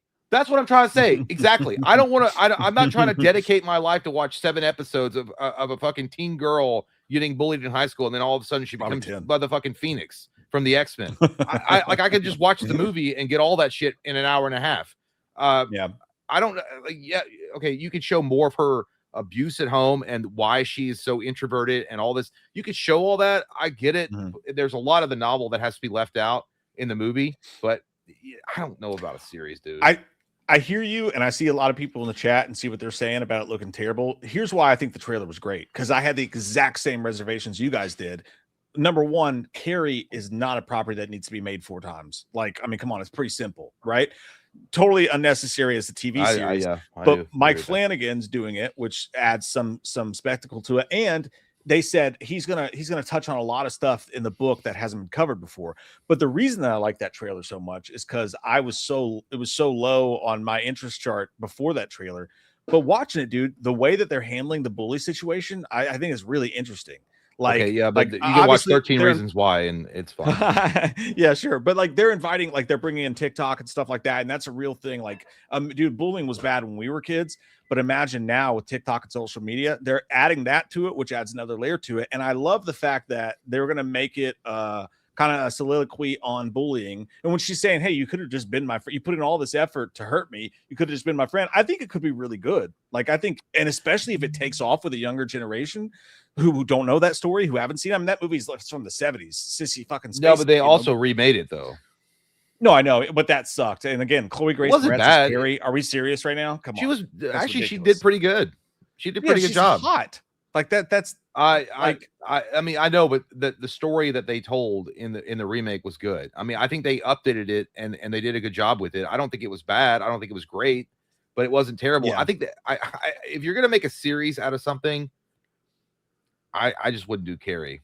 I think Carrie's been it's it's the last title I picked. It's a little but overplayed in my opinion.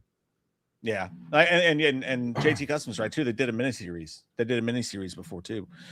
So Well, I was gonna say, why don't you do The Stand? But they did that, and I don't think it did very well. I don't know. I never watched. I tried to watch the miniseries, the remake miniseries they did. I couldn't get into it. I think I started trying to watch it, and then I got bored really quickly. Yeah, dude, have you seen the Jonah Hill thing? That he's skinny. No, He looks like he No. owns he looks like he owns like 3 vape shops in LA and a dispensary. No. Like, listen to this is Jonah Hill was on your pizza rolls are done.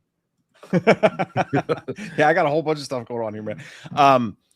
He was on the podcast, the Jason Bateman podcast that he's on. He looks so weird, dude. He looks like, and I don't mean to be offensive, but he looks like he just transitioned.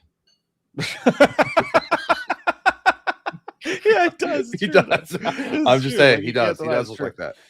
Listen to what he says here. This has been making the rounds on the internet. I love Brazilian Jiu-Jitsu. I love, except my body is begging me to not love it. He sounds so weird. 42 isn't. My wife is often like, "You're not going to become like a professional fighter." You know that, right? Like, Why does it you're sound a like that? comedian. Like, But let me ask you something. Yeah. If we got into it, I would fuck you up. You'd fuck me up, right? I would fuck all but three truly, of you up. Yeah. right? Because And that's the best part. My favorite thing is people are like, "Oh, Jonah Hill, fucking fat guy from Superbad." And I'm like, I would fucking annihilate you, dude. I'm not Oh kidding. my God, Every dude. fight, try it. If you see me, What the try fuck? it, dude. every like, fight ends up on the ground. Very quickly. it. Who's got it? unless no way you're this way is like- bigger than me, He's being I will, real. like fucking fuck around and find out. I love Brazilian. Yeah, he thinks he's a badass now. He 'cause comes does off. Brazilian He comes jiu-jitsu. off as a very, very salty and very, very sassy GameStop manager. Very, very sassy. Yeah, I can see Very, that, very yeah. sassy. Yeah. I told you that when you pre-order something, that we will have it available on the day, not the Do day you want to before, sign up for Game not Informer? the day after, but the day. So when you didn't show up for your pre-order, bitch, you didn't get it. I will jujitsu your face. Like it sounds like Napoleon Dynamite. I joined a few gangs. That dude, that's the internet's reaction to this has been like, damn, like they've been like, this sounds like a guy who got picked on and is now like has legitimate anger issues because of it. Overcompensating. Yeah.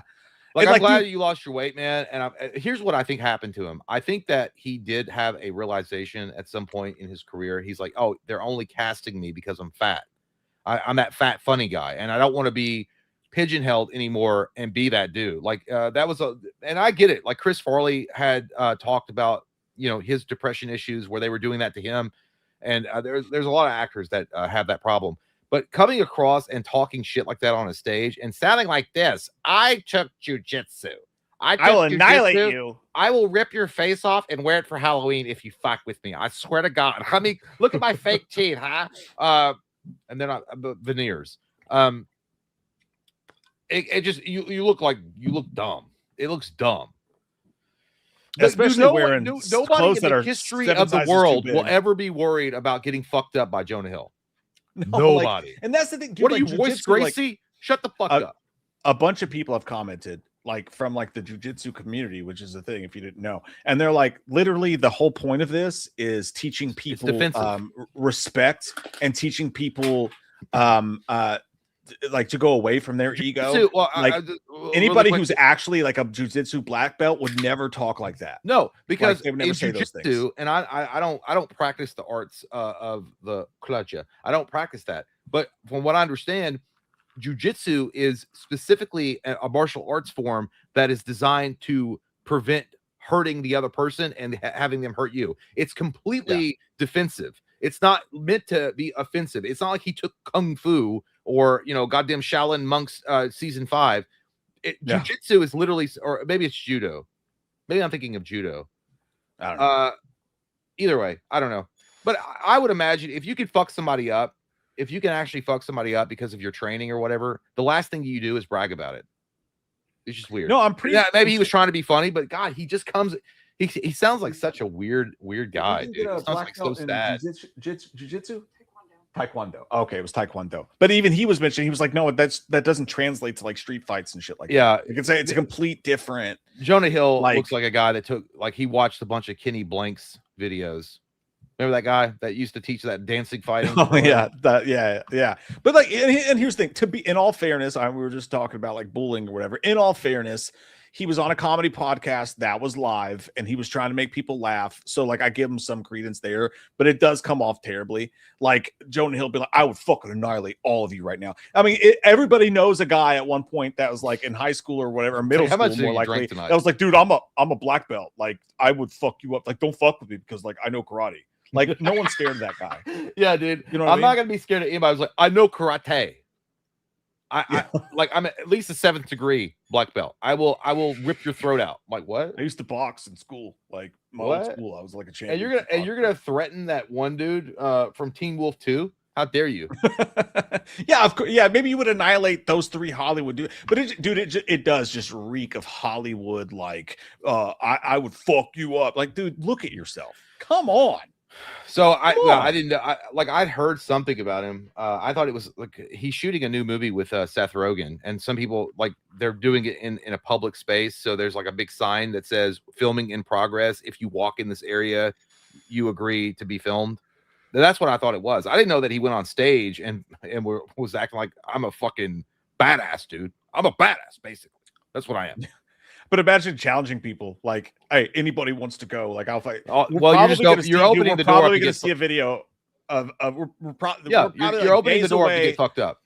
Yeah, I think we're absolutely days away from seeing a video of Jonah Hill getting challenged by some dude in the street. Like, it's probably what's hilarious is like you say that, but then you walk around with security guards. Yeah, and I don't know if he does. Like, I know streamers do. Yeah, I don't know if actors do that shit. Like big actor, I don't think he's big enough to walk around. First off, Jonah Hill lost so much weight. I don't know. There's no way you'd recognize him. Like he looks like a totally different person. But yeah, acting like that on stage and just be like, basically, I'm a lethal weapon. Basically, if I put my hands in my pockets right now, a SWAT team could burst in and say I'm concealing deadly weapons. Basically. Yeah, it's and he just there's something. Well, he just sounds weird. Like Hollywood is so fucking weird, dude. It's Holly weird for a reason. Like it's just so weird. Like the little bubble they live in. It's like they live in a permanency that's high school. Like Hollywood with all these actors, it's like high school that they never leave. Like it's just all about. Did you hear what happened on Hawley H? He said he was gonna fuck up fucking Jason Segel with his hands. Yeah. It's like, dude, just like you're. And then the Ariana Grande thing is happening now because she looks terrible. She looks awful, and I'm not trying to body shame or do anything like that, but she does not look healthy. And her team said that she's stepping back for whatever reason, and because of the online harassment. And then people are saying no, they're concerned. Like they just saw, like, dude, she looks real bad. Like something's real wrong. Yeah, no, I agree, and dude, it's sad too because like the whole Ariana Grande thing's weird. My kids both watched growing up. Ellie still loves it; she watches it all the time, nonstop. This show called, I think it's called Victorious, and it's like a Disney show or whatever about these kids who go to like an entertainment school where they're like singers, and every show ends with them like singing a song and everybody clapping. It's a great show, but there's some like weird stuff in it. Like there's like some jokes that you're like, that was really, and you know who the producer of it was? Fucking the guy from the Backstreet Boys. No, the Nickelodeon guy who had that documentary done. Oh, that about him. nasty fucker. And she yeah. was in Ariana Grande. I didn't really even realize it was her. She's hilarious in the show. Like she's so funny. Well, And like who knows? Ariana Grande has definitely. I imagine that in a few years there'll be a book out by her about her experiences when she retires from. She's probably been through hell. Well, I would imagine. I think that Hollywood is a nasty ass fucking machine, dude, and it will chew you up, spit you out, and transform you in a way that you never thought that you'd ever think that would ever happen to you. And then when you finally wake up, when they toss you aside, you're like, "What the fuck did I do? What happened?" There's a lot of those stories that happen all the time in Hollywood. But I'm not shocked that Jonah Hill is on this fucking power trip thinking he's a badass. It's like, dude, you're like the furthest thing from tough guy I've ever seen in my life. You're like the fat weirdo at karaoke that has drank way too much, and you actually start believing the lyrics of "Eye of the Tiger," and you can fight somebody. Like it's not true. This is not true. Hard pivot here, but we didn't talk about this when it came out, and I haven't watched it yet, but I've heard a lot of thoughts on this. There's a clip from Street Fighter. Okay, wait, I have to go pee. I'll be right back. All right, enjoy your pee. But yeah, the whole Ariana Grande thing is weird because it makes you think. Like it, honest to God, makes you think. To be serious for just a second, like I watched her in that show, and I had no idea it was Ariana Grande the entire time. I just realized this after my kids have been watching the show for years, and it's like you hate people so fucking much, man. Like I'm not saying like I had like a deep hatred for Ariana Grande or anything like that. I'm just saying like you see people in Hollywood, and there was the whole thing where she like licked a donut or something and put it back in the cage, and we watch this stuff, and yeah, they're celebrities. And yeah, they're in the public eye. And then like the whole Wicked thing where everybody's like, Ariana is so weird. She's being weird. And the other girl's being weird. And like, everybody talks about it online. Like you don't really think about that stuff. Like the crazy shit that person, that human being has probably gone through. And again, being on that Dan Snyder show, who knows if that had anything, but like, I don't know. It's just, it makes you think. It's like, this person didn't start this way. They live in this crazy weird ass world that is Hollywood. They didn't create that. They just, maybe they wanted to be an actor. They wanted to be a singer, and like that world transformed them. You can't hate somebody because they wanted to be famous or they wanted to be a singer. Who doesn't? Who hasn't had dreams of being a rock star or being a famous actress or whatever? And especially when you get into something like that so young, and we're all just so judgmental when we watch people. And it's like, I don't know. Like I think it makes you think. Like, I don't know. I think like we're super fucking judgmental about these people, and like I am more than anybody. I totally get it, but it makes you think. That's all I'm saying. And Tomo's right. Like these people's parents, a lot of times, if you watch that Dan Snyder documentary, it's like there were so many bad parents, that like caused all this to happen. But like I feel like we lose empathy a lot of times for what these people have gone through. Like we're fucked up in our own right. Who's not fucked up, right? We're all a little fucked up, and we're just normal people who work at the fucking Piggly Wiggly or do dumb videos on YouTube. But like, imagine living in that world for 10, 20 years and how much that would affect you. You'd probably do some weird shit like lick a donut and put it back in the thing too. Like, does it make you the devil? No, you're a fucking flawed human being.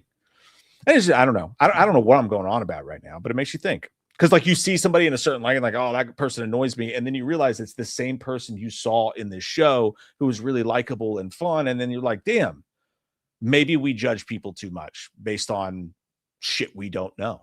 You know what I mean? Like I'm judging Jay right now for forgetting to change his forgetting to change his battery. Someone said Perez Hilton. The interesting thing about Perez Hilton is that he's made a career talking about people, doing that shit. So it's like, how bad do you feel? I don't know. It's a weird thing. It's interesting. Oh, I got you. Get in here. Oh, no. You're gone. I had him. What just happened? Jay was in here and he said, add me. And then I clicked him and then he was gone. Here we go. When I click add to stage, it doesn't add you. Hang on. Let me try this. Oh, there we go. Oh. Aha! We're running with the shadows of the night. I thought you were going with the Bradley Cooper Lady Gaga movie. I don't know. Anyways, Street Fighter. Here comes. It better Now, be awesome. Silent Bob. Don't waste my time. Street Fighter clip. I can't hear it. Yeah. I know what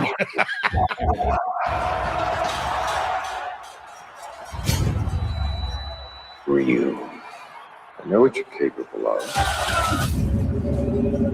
Show me. This is Jonah Hill.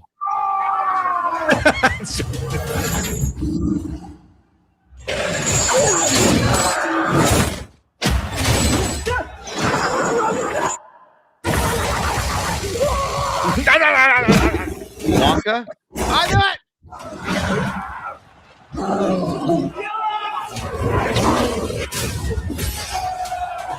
So, I do not wish to fight you. Then you die. Okay? I want you. Uh-oh. Hadouken! Okay.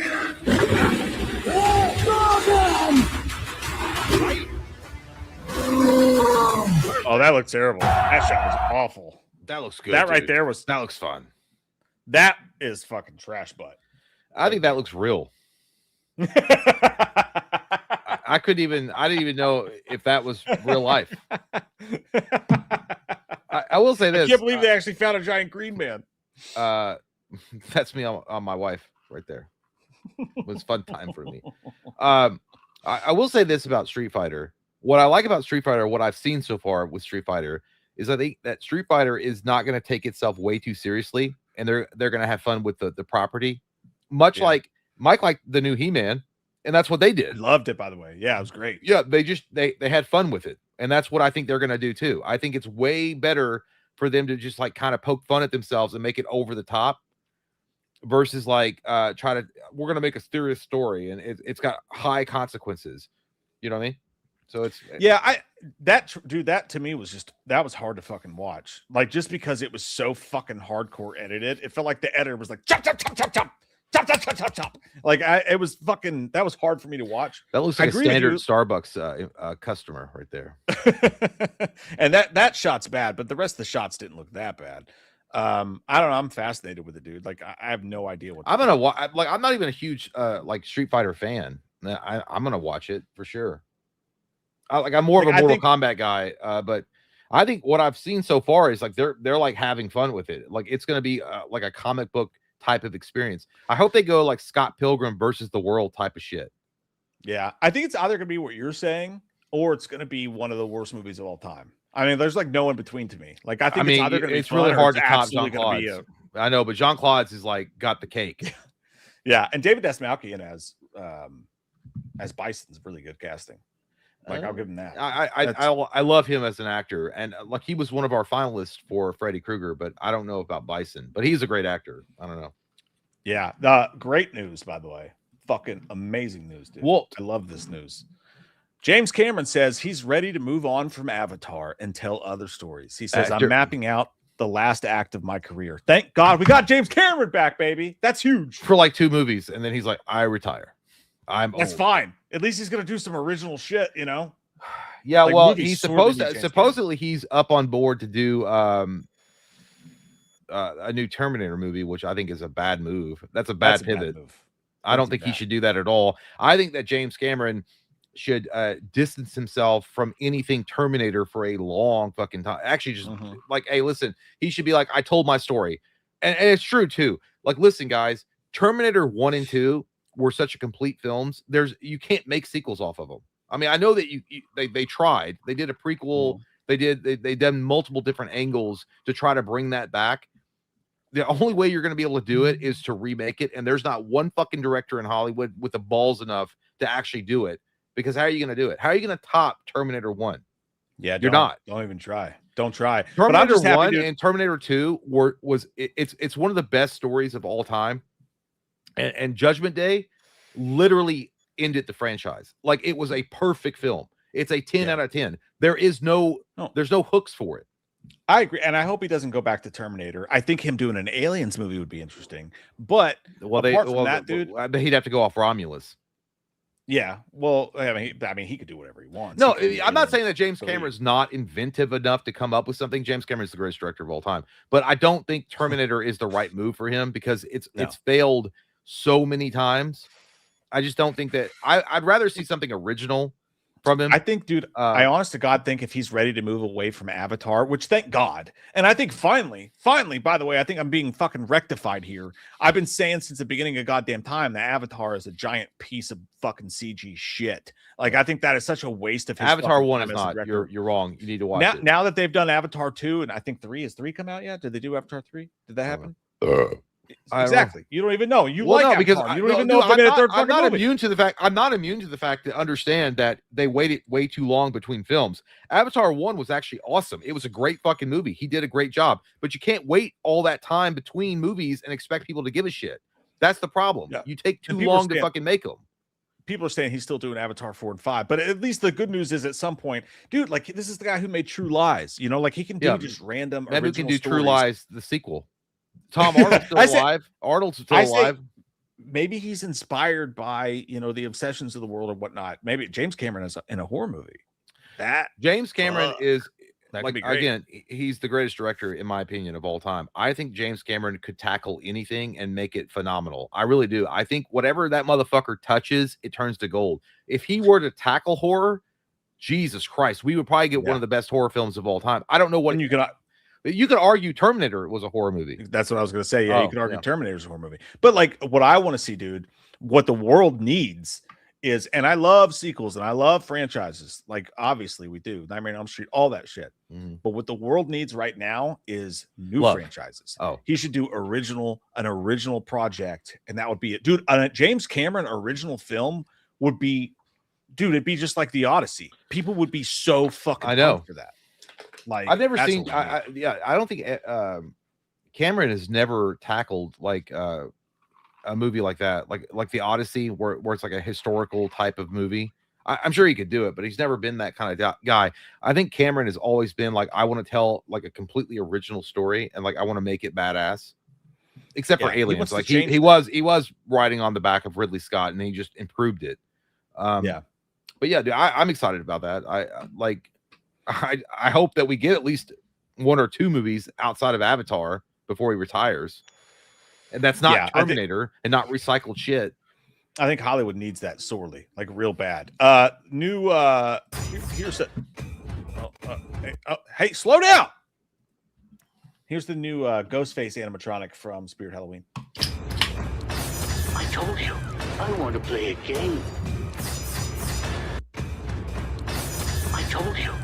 I think it's cool. Like they're doing something different finally. He's got the bleeding mask. I love the Kevlar vest.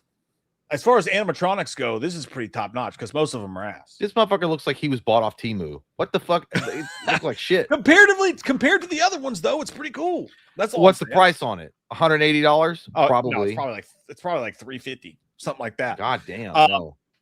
But okay, so in comparison, though, this is Jason Voorhees, the Killer of Crystal Lake, ladies and gentlemen. Yes. The Yathriniverse, the Jason universe, the new Jason. Looks like a Lego. This is by the way, this is their version of Jason that they're gonna supposedly put in a movie or whatever, that they're putting in Liquidations and Fortnite. This is their animatronic for comparison. Just in case the audio on this animatronic is licensed to copyright, I might have to remove it. It's from a video, so.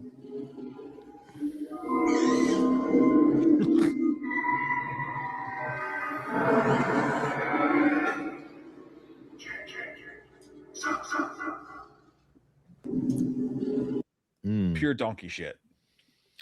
You know, that is what they want Jason to look like. That is horrendously terrible. Well, I know, but it's also a CGI model. It's not a render. It's not meant to be. No. This is in stores. Like there's videos. No, I know, but we don't like. I know, but this is fake. Like this is like a. No. This dude unboxed it. This is real. Like the beginning of the video is him unboxing it. Yeah, like this is what this is like. Look in the like he unboxed. Oh shit! Never mind. Oh my god. Yeah. Okay. Like, how much did he pay for it? Well, probably I don't know. What do they run? At least $180. Lowballing it. God damn. Yeah. You got taken to Terrible. school and your ass cheeks clapped. Holy fuck! If you bought, if you spent that much money on that kind of shit, you're dumb. Yeah, dude. I mean, animatronics suck fucking ass anyways. 90% of them are terrible. But yeah, the Ghostface one, I like the Kevlar vest. It's something new. It's something new, at least. All right, just a couple more things to get to before we get to you guys. Poster of Robert Pattinson. Somebody get these beggars out of here. Robert Pattinson as Chris Hansen in primetime. He New also trailer's going to come out tomorrow. He looks like Joe Montana looking at Steve Young. Like how He looks like Devin Sawa, dude. He looks like Devin Sawa. Like I just don't get the making a movie out of the Chris Hansen thing. And I've talked about it before. I love it. Like I don't know. I know, but it's an actual, like, what Chris Hansen was doing was a good thing. Like, you know what I mean? Like, it doesn't need to be making like a movie about it. Like, you could just go back and watch the clips of Chris Hansen actually busting these nasty motherfuckers. Like, I don't know. It seems weird. I think it'll be interesting to find out how that show was created, what happened. Yeah, here's what trials and happened. The studio tribulations. was like, "Hey, you should go bust pedos, and we can make a prime time out of it." And he's like, "That sounds good. I'll do that." Yeah, but that had to be an interesting story. What his life was like while he was doing that, the dangers that he faced, all that. Like, I think it's gonna be cool. The trailer was Maybe. good. I actually did like the trailer. He looks like him there, like a psycho. Like, he looks like he's on Ozempic and some steroids. Well, he actually looks like he's looking at Matt Reeves, like when's Batman 2 releasing? Like, I'm not getting any younger, motherfucker. Like, I'm not. This is what it. Yeah, because that's what he was we doing while talked I was about that. waiting. By the way, I know this isn't related, but in the Batman, right? It's been 6 years, right? Did that movie come out in 2020 or 2021? I don't remember when it came out. Been 6 years. Yeah, he was supposed to be a young Batman, like his year one. Like, I'm figuring shit out, and now they waited all this time, and they're gonna have to time jump. They're gonna have to, because you can't be like, well, you're 40 something fucking years old or 50, yeah, and you're still figuring it the fuck out. You can thank James Gunn for that, because he didn't want it to interfere with this corny ass DC universe. I feel like Doc Holliday. That's the rumor. That's what they say. I don't That's know. what they say. It's probably true. All right, one more trailer before we get to your all's thoughts on tonight's show and everything else in between. A Violent Night 2. Did you ever watch it, A Violent Night? No. I abstain from violence. I don't like that. Yeah, people people hated on me for this. I thought this movie was corny as shit. David Harbour as Santa Claus murdering people. I thought the movie was lackluster as fuck, but most people, to be fair, I never watched it because I just didn't feel any pull to watch it. Yeah, like, how many Santa Claus movies do you need? There's been so fucking many. But here's the trailer for the new one. Never watch it, but I'm glad they made a trailer for Christmas. And I'm glad that they brought attention to I think the best Christmas song, George Michael, is way better than that Mariah Carey dog shit that you hear at the mall all the time. I think like the last Christmas song is so much better. And you know what's interesting about that is George Michael said he wrote that when he went home for Christmas, and he went up to his bedroom and he just wrote that song. He spat it out in 5 minutes. I had no idea. Nope. Feels like it. It does feel like it. It feels last like Christmas I gave you my heart, and the very next day I miss George Michael. But either way, that movie looks like something I would never watch. It looks like something that would come on TBS after hours, maybe at midnight, and you're just hanging out. You're like, why am I up this late? You're like, well, because I can't sleep. This is on TV. I'll watch it. Yeah, dude. It looks like, honestly, like, I love the mall setting. That's cool. It's got a Die Hard vibe or whatever. And I love the actress. I can't think of her name that they brought in as Mrs. Claus. But there was the end of the trail. Like, I was like, my stock was here, and then it was like, oh, maybe, and then it was like when he was like, I just like, it's weird. Make my sleigh. I was like, oh god. Well, I mean, it goes along with the corniness of what they're probably trying to go for. But I'm just like, I always wonder, like, how do studios justify the amount of money that they spend on certain films to make them? Like, did Violent Night make that much money that they could justify a sequel? It did real well. Yeah. Did it? Oh, okay. Well, I didn't know. I think it did actually do good. But yeah, it had me for a second and then it lost me. I don't know. Just kind of a forgettable. I'll never watch it, but I'm glad that we have a trailer for it. Yeah, it's good. I got to pee real quick. I'll be right back, and then we'll get into your guys' thoughts when I pee in the toilet. Okay. In the toilet. Shut the fuck up. Oh my god. Anyway, I'm not like anti-Christmas, but I'm just saying, like, it just didn't look good. John Lennon, Jay, I farted. Wait, hey Kyle, just make sure that you didn't leave any skid marks. Hey Eric. Jay, you'll be there day one with bells on. Fuck no, I won't. I will never watch that. Well, you know what? If people requested a commentary or something, maybe I would, but I don't even think you guys want to see that, to be honest with you. I don't know when you got ice cream, Kyle. I mean, you got to put the pipe down, and then you can figure that out. But I'd maybe watch it with a belly full of turkey and wine. Dude, Daniel, that might be it. Like again, that movie, it just looks like a film that you would see on TV back in the day. You're like up late and you're like either hungover or not, but you're just like, I don't know, I'm going to watch something. And then you kind of get into the middle of that movie and you're like, okay, well, I'll see what it's all about. Hey, Cinderoth, Jay, what's your favorite flavor of ice cream? I don't really have one. Did you say Mike saw He-Man? Yeah, he did. He actually liked it. He came around and he understood that it was a great fucking movie and it didn't make any money, which is unfortunate. I think that He-Man, the new He-Man movie is very much like Judge Dredd or the Dredd movie with Carl Urban. Fans loved it. I think that most fans loved it. But studio critics hated it. Just didn't make the money, unfortunately. But Amazon is apparently still moving forward with the sequel, so we'll see. Jennifer's Body 2 starts filming this fall. That's gonna be hot. What's gonna happen there? Are they bringing back Megan Fox? Titty Nichols. Did you hear about that, Jennifer? Yeah, that's crazy. Yeah, bringing back Megan Fox. What else she doing? Still hot, but I know, but I don't know how did she die at the end of that movie? I can't remember. I don't either, actually. I don't remember. I just like the movie, and it's not just because there was a makeout scene that was hot. It was a good movie. Jennifer's Body was actually really good. It was a good movie. Like I like like Jennifer's Body is what Species wanted to be. Ooh, remember that movie Species? And I like pool. Species, but Yeah. it didn't live up to what I thought it should be. Sick pool, bro. This is a sick pool. This man knows ball. Okay. All right. I'm just gonna get into the right spot. Christmas, It's stuck in my fucking head too.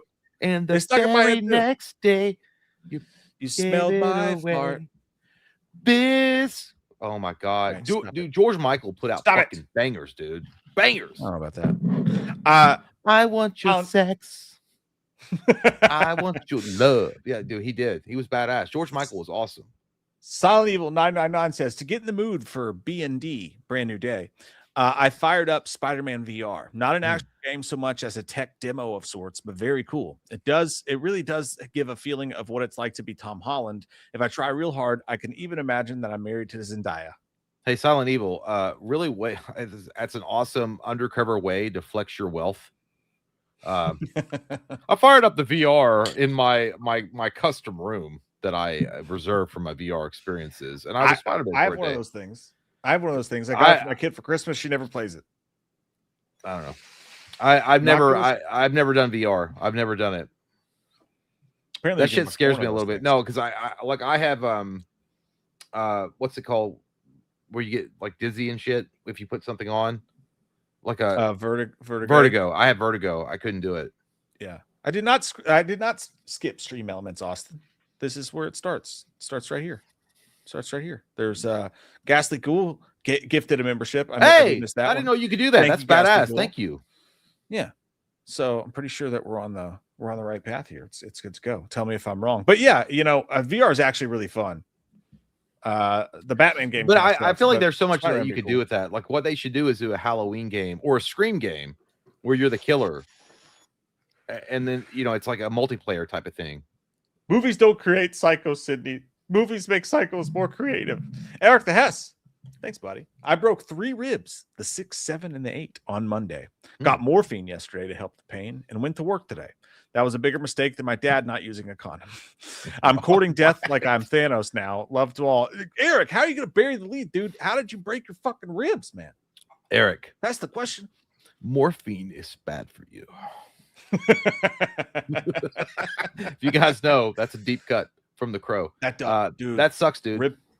rib pain's no joke, dude. I landed weird at volleyball, like landed right on it and like just bruised my ribs. And that was, we went on vacation the next day and dude, I was fucking in pain. That shit sucks. That's no joke. No joke. Yeah. We're not going to touch it. I hope you get better, man. But tell us how you did it. Chris Buston. Hey guys, you were talking earlier about getting teary-eyed during the movie. For me, the most recent movie to get me this way was The Long Walk. The combination of the sad storyline and sentimental music just absolutely gutted me. Yeah, I get that. I understand. The Long Walk, the tear-jerker element of that movie definitely comes through for sure. But yeah, I mean, for me, I didn't expect. I swear to God, dude, watching Brand New Day, I did not expect to get any type of emotional feelings towards it at all. I think because with No Way Home, I did. There was, and it was obvious it was setting it up, but I did not expect Brand New Day to do that. And yeah, it didn't have me ugly crying, you know. No, but I took. I took my 10-year-old to see it, and she was like, "That movie made me cry." I was like, "Me too." There was like 3 different times where I had tears in my eyes because, like, it's all about being lonely and, like, you know. Well, it's what I know. This might be losing people. This is going to be some of you folks might get mad. I think it's like being a man in a lot of ways, especially a single guy. You know what it's like. You know, you're lonely and shit. You have to. Yeah. There's no help coming. You can't cry to the fucking, friend on the phone and have like 18 people show up at your house to help you out. You got to do your shit. Like, yeah, guess what? The world sucks and the world doesn't give a fuck that you're sad. They're going to kick you in the nuts and you're going to have to keep going because if you don't, you're going to lay down and die. So get the fuck up and go about your day. That's what it was. And that's what it is.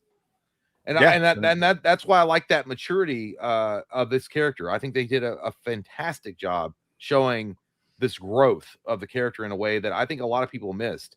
That flashback sequence that he has in the film when it shows all the other previous, that's showing his growth. Like, he's like, I can do it on my own. Like, I have to. You have to grow up. So yeah, no, it's well said. I agree with you. I think that's what it is, for sure. Mercurio, we talked about that. Thank you, Mercurio. Oh, Percy, thank you, man. I got an idea for y'all about a Marvel versus DC Friday night fights where one takes DC and vice versa. And like, for example, Mike throws out his character and Jay has to throw out his character to counter, and the chat votes on the matchups to determine the winner. like that. I like that. That actually could be really fun. So I would take DC for show. Or no, I would let you have DC because I think you're a little bit more familiar with DC. I don't know. It could be. We've done Marvel versus DC so many times. I don't know if it would feel new enough. But like, as far as like who would win and like matchups, I would dominate. Deep I would dominate. Yeah, probably. I just have too much knowledge. I know. Mike's like, I lost before the game began. Austin says, remember those verbal traps they'd get you with in the 90s? My favorite was when they'd ask, "Are you gay?" You say no, and then they get with you. Then they get you with, "Does your mom know you're gay?" And you might as well because they butt fucked you. Yeah. Your mom jokes were that was the thing in the 90s, though. It was fun. There was fat jokes, your mom jokes. It was all good times. Yeah, but definitely like the gay stuff for sure. Like if you showed up with the wrong hoodie on or the starter jacket, like, you're gay.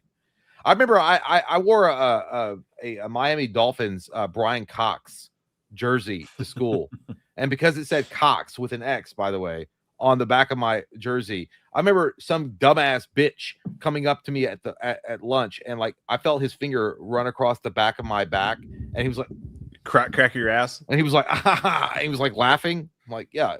I know that your mom is very familiar with Cox, but you didn't have to point it out to everybody in the class. Ironically, dude, Austin, this channel probably wouldn't exist if it weren't for this situation, because in 5th grade, I met Jay's brother. He had a Stan Humphries jersey on, and I made fun of him because it said Humphries. And then we got in a fight in the bathroom, and we did karate. And then after the fight, we ended up best friends. And then I went over his house and met Jay, and then we became best friends. We didn't become best friends right away, you lying asshole. We hated each other. Did I say immediately, you fucking slut? Yeah, like, no, I did not. All right. No, like Mike. Don't give me this shit. Like, I like pancakes. Well, what's Mike wrong with was defending Cody all the time. I would talk shit on my brother, like, dude, just don't talk about him like that. Don't talk about him like that. Like, God damn, shut the fuck up. Get his dick out of your mouth. Grow up, Nancy. friends. It's called being a good friend. I defend you the You same weren't. way every day. You weren't doing it Every day. anyway. Have The only time that Mike and I became friends was when Cody invited Mike over to our house, and then Cody my brother decided to go off and hang out with other friends that wasn't Mike and didn't invite Mike to go, and then Mike was stuck at the house with me, and then I pulled out my Star Wars toys and we started playing. He's like, this is fun. I was like, I know, because this is cool. This isn't stupid. Cody Buchanan says, have you seen Don't Move? Trailer looks interesting. Your thoughts? And A24 Onslaught movie trailer. I've not seen the trailer for Don't Move. I think they just did that movie with Sam Raimi produced it on Netflix, but probably talking about something different. Onslaught, dude, it's weird because like it disappoints me because they said it's set in the same world as The Guest, but Dan Stevens is like some crazy German scientist. So they're not actually carrying on the story of The Guest, which is begging for a sequel. It's just set in the same world, but the trailer did look cool. I saw the trailer recommendation. When I think of Onslaught, I just think of the Marvel Onslaught. So I haven't watched either trailer, so I don't know. I don't know why. Stay On says, I imagine Mike was kind of fat during this. That's kind of crazy, bro. Like, why? Why are you doing that? I don't. Well, it was back in the day. We didn't really like. I don't remember. I really don't. I mean, I think we were all like fine. I was a little chubby, maybe, possibly, perhaps. Jay I didn't hate Mike. Jay. No, the first time I met Jay, me and Cody were playing basketball on the basketball court, and Jay came up and called him fat or something like that. And I was like, hey, man, that's my friend. Don't talk about him like that. Like, so the first time I met Jay, we were kind of verbally sparring. The first time, well, yeah, but also because Cody was instigating things.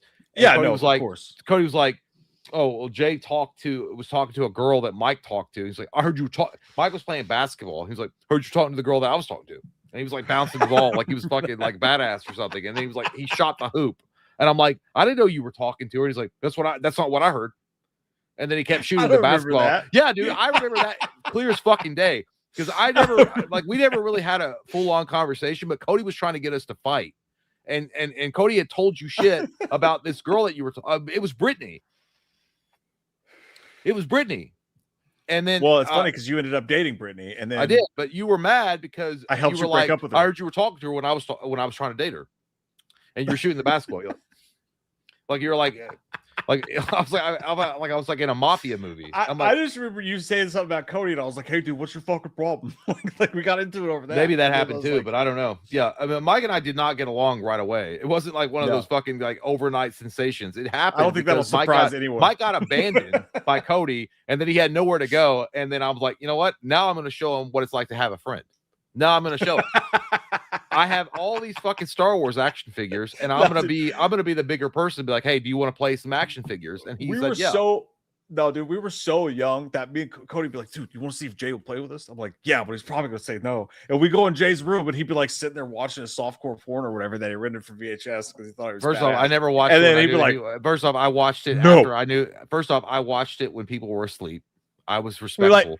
No, you'd be sitting in your fucking chair, drinking your Diet Coke in a glass with ice. Because that's what you do. You got your Diet Cokes from the garage and you pour it in the ice. You were sitting there like you were fucking badass. Because you all came in. No. You all act like you want to play Justice League with us, and you would literally go, no, get out of my room. You come in like you were innocent. You motherfuckers always had an ulterior motive. I didn't trust you. I didn't trust Cody. I didn't trust none of you all. I'm like, no, you are going to come in and say some shit. You want to start a fight. I don't want to fucking deal with it. Get the fuck out of my room. Get the fuck. I felt like Jack Nicholson in The Shining. Like whenever you hear this, get the fuck out. Just get the fuck out. Mike said, you have to call me Nighthawk. It was kind of like that. It kind of was like that. Pretty much. Yeah, you got to call me Katana. I remember. I mean, it's like years, like after the childhood stuff. Mike and I grew apart for a while, and I hadn't talked to Mike in years, like years and years. And it was like that was on the cusp of the channel starting. Mike and I hung like I got married. He came to the wedding. We hung out and stuff like that. I remember I told Mike, I was like, hey, we should hang out more. He's like, yeah, dude. He's like, I like your hair. I like it longer. It looks good. Because I hadn't had a haircut in a while. And then Mike it's so gay. We didn't talk for a minute. We reconnected over Halo. And that's how. Like, do you want to come over and play Halo sometime? Well, no, I mean, because Mike and I reconnected over Halo, and then it started from there. But there was a huge bulk of time that Mike and I just didn't speak. Like we were friends for a while as kids, and then we all grew up and stuff, and then we kind of spaced away, and then Mike. Yeah, you never came to see the band play, and I was like, "That your brother's a fucking because your band was gay, and I didn't want to hear it." But yeah, but I remember that Cody brought. I hadn't seen Mike in like 3 years, and Cody brought Mike over, and I was sitting in my room. And Mike just burst. Cody had a habit of bursting in my fucking room without knocking. Fuck you, asshole. One time he did that. I was getting head, and I had to fucking like I was literally getting fellatio, and I had to. It was the worst experience. And he burst in because he didn't knock on the fucking door. And Mike came in. That this wasn't the same night, but later on, Cody brought Mike over, and I hadn't seen Mike in like 4 years or 3 years. And he was like, "Hey, Mike's here." I'm like, "I don't give a fuck." And then Mike was like, "Fuck you too." I remember that. I do remember that. Yeah, he's like, "Fuck you too." Then I was like, "I don't know what you want me to do. Like, throw you a fucking parade?" Like, okay. I was like, "That's great." Mike's here. I came to see your fucking house. No, Mike, I was like, "No." Cody's like using you as a prop to get in my room. That's what he was doing. Yeah, but then we were like, "You play Halo?" Like, I love Halo, dude. Like, you want to play? No, yeah, it was something like that. But I was like, I know what Cody was doing. He was using Mike as a tool to get in my room because he knew I didn't want him in my room. And then he used Mike's like, "Hey, Mike's here." And then I was like, "I don't give a fuck." He was like, "Fuck you too." And my girlfriend was laying in the bed at the time. She was like laying there watching this. I was like, I don't know. It's like I haven't seen Mike in years. MMA Rusty says, "Hey, Slenderman and Marky, can I get some motivation to quit my job? I'm coming up on 10 years and this place has become almost unbearable for me anymore. Thanks for everything you sexy boys do." Thanks, MMA Rusty. Thank you. Well, go ahead. You just got to do what you want to do. You know what I mean? You wake up in the morning, you have a couple turkey burgers, you look at your kids and your wife, and you say, "I got to start waking up early." You wake up at 4 fucking a.m. in the morning. I don't care if you have to be at work at 8. You wake up at 4 a.m., you start doing some crunches, you start doing some sit-ups. All right. You get a girlfriend named Nicole, you finger on a roller coaster. You got to finger on a roller coaster because that makes you feel like a man. And then when you kiss her, you got to suck her whole face like a fucking Hoover vacuum. You got to suck it like a Hoover vacuum. And then you just change your whole life. You walk out and you say, "I'm not doing this anymore. I'm a peacock. You got to let me fly." And then that's what you do. Thank you for them wise words there, Marky Mark. And that is true. You're welcome. You gotta be a peacock and fly. So here's the thing, Marissa. Don't know your name. You can't say it. So you're having a hard time at your work. You're like, "Me done." You want to quit. And that's fine. Make sure that you have a job lined up for yourself before you say goodbye to a stable income. You know what I'm saying? Don't be stupid with it. Don't go crazy. You don't be like, "We could just go get another job tomorrow." You can leave. Just make sure all you ducks in a row. You know what I'm saying? Anyway, that's all right. You're gonna be all right. Just look for another job and put your head down and do your job while you waiting on that job. It's like retarded. Silent Evil 999 says, "You think John Leguizamo right about now is going fuck Super Mario Brothers? I'm in Christopher Nolan's Odyssey." You know what, John Leguizamo is such an underrated actor. He was great in the movie. Yeah, he was awesome. He was awesome. He's just a dumbass in real life. He just says stupid shit. He's like, "These jeans make my butt look fat." He was like, "No, malaria, your fat butt makes you look fat." That was his role. I love John Leguizamo. I do think that John Leguizamo is a completely underrated actor, but it's just like, dude, just stop popping your fucking mouth off and saying stupid shit. Like, he says a lot of stupid shit. Yeah. What I think that it's weird is John Leguizamo he's naturally funny. Where's The Pest 2? Like, I think The Pest was an amazing motherfucking movie. Like, you would be the only two human beings in existence asking that question. But I think that John Leguizamo could have had a career in comedy, dude. Like, I really like comedic movies, and his stand-up was great.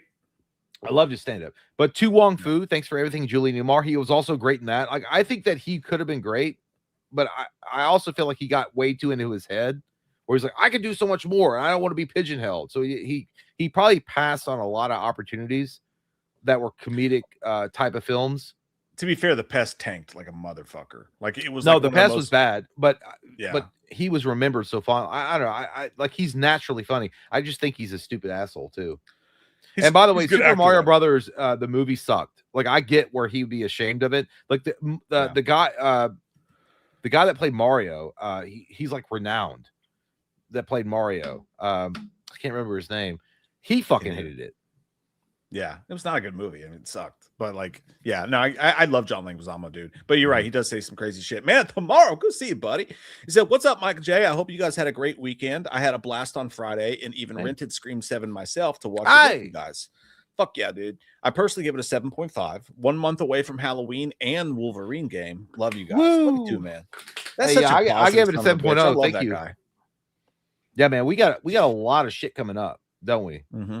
We got Halloween. We do. We got Wolverine. We got Hellraiser on the horizon, which I think less than a month from Halloween, by the way. Yeah. I don't know how we're gonna do the Hellraiser thing. I really don't, because I know that a lot of you guys want us to play the game and show reactions or whatever, but I mean the game is gonna be dirty. It's gonna be skanky fucking dirty. I don't know. Yeah. I have an idea about Halloween, by the way. You're gonna have to get a capture. You're gonna have to figure your setup because how you're going to do that, like for Halloween the game, because obviously that's going to be fucking hilarious.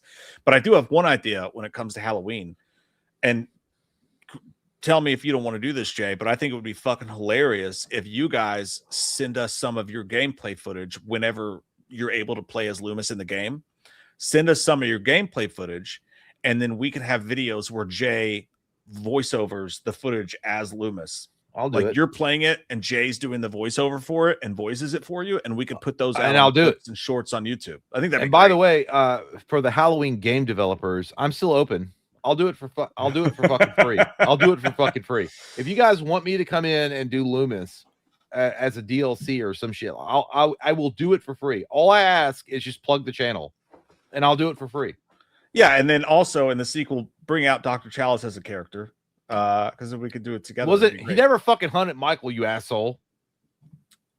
I don't care. Makes no sense. No, I will say the capture card. I had a capture card on Amazon. I'm just not sure. Like I understand the basics of the capture card, but I don't know how to use it. Yeah, because I want to use my PS5. I want to use my PS5 to be able to stream the game while I'm on my PS5 and not have to come to the computer and do it.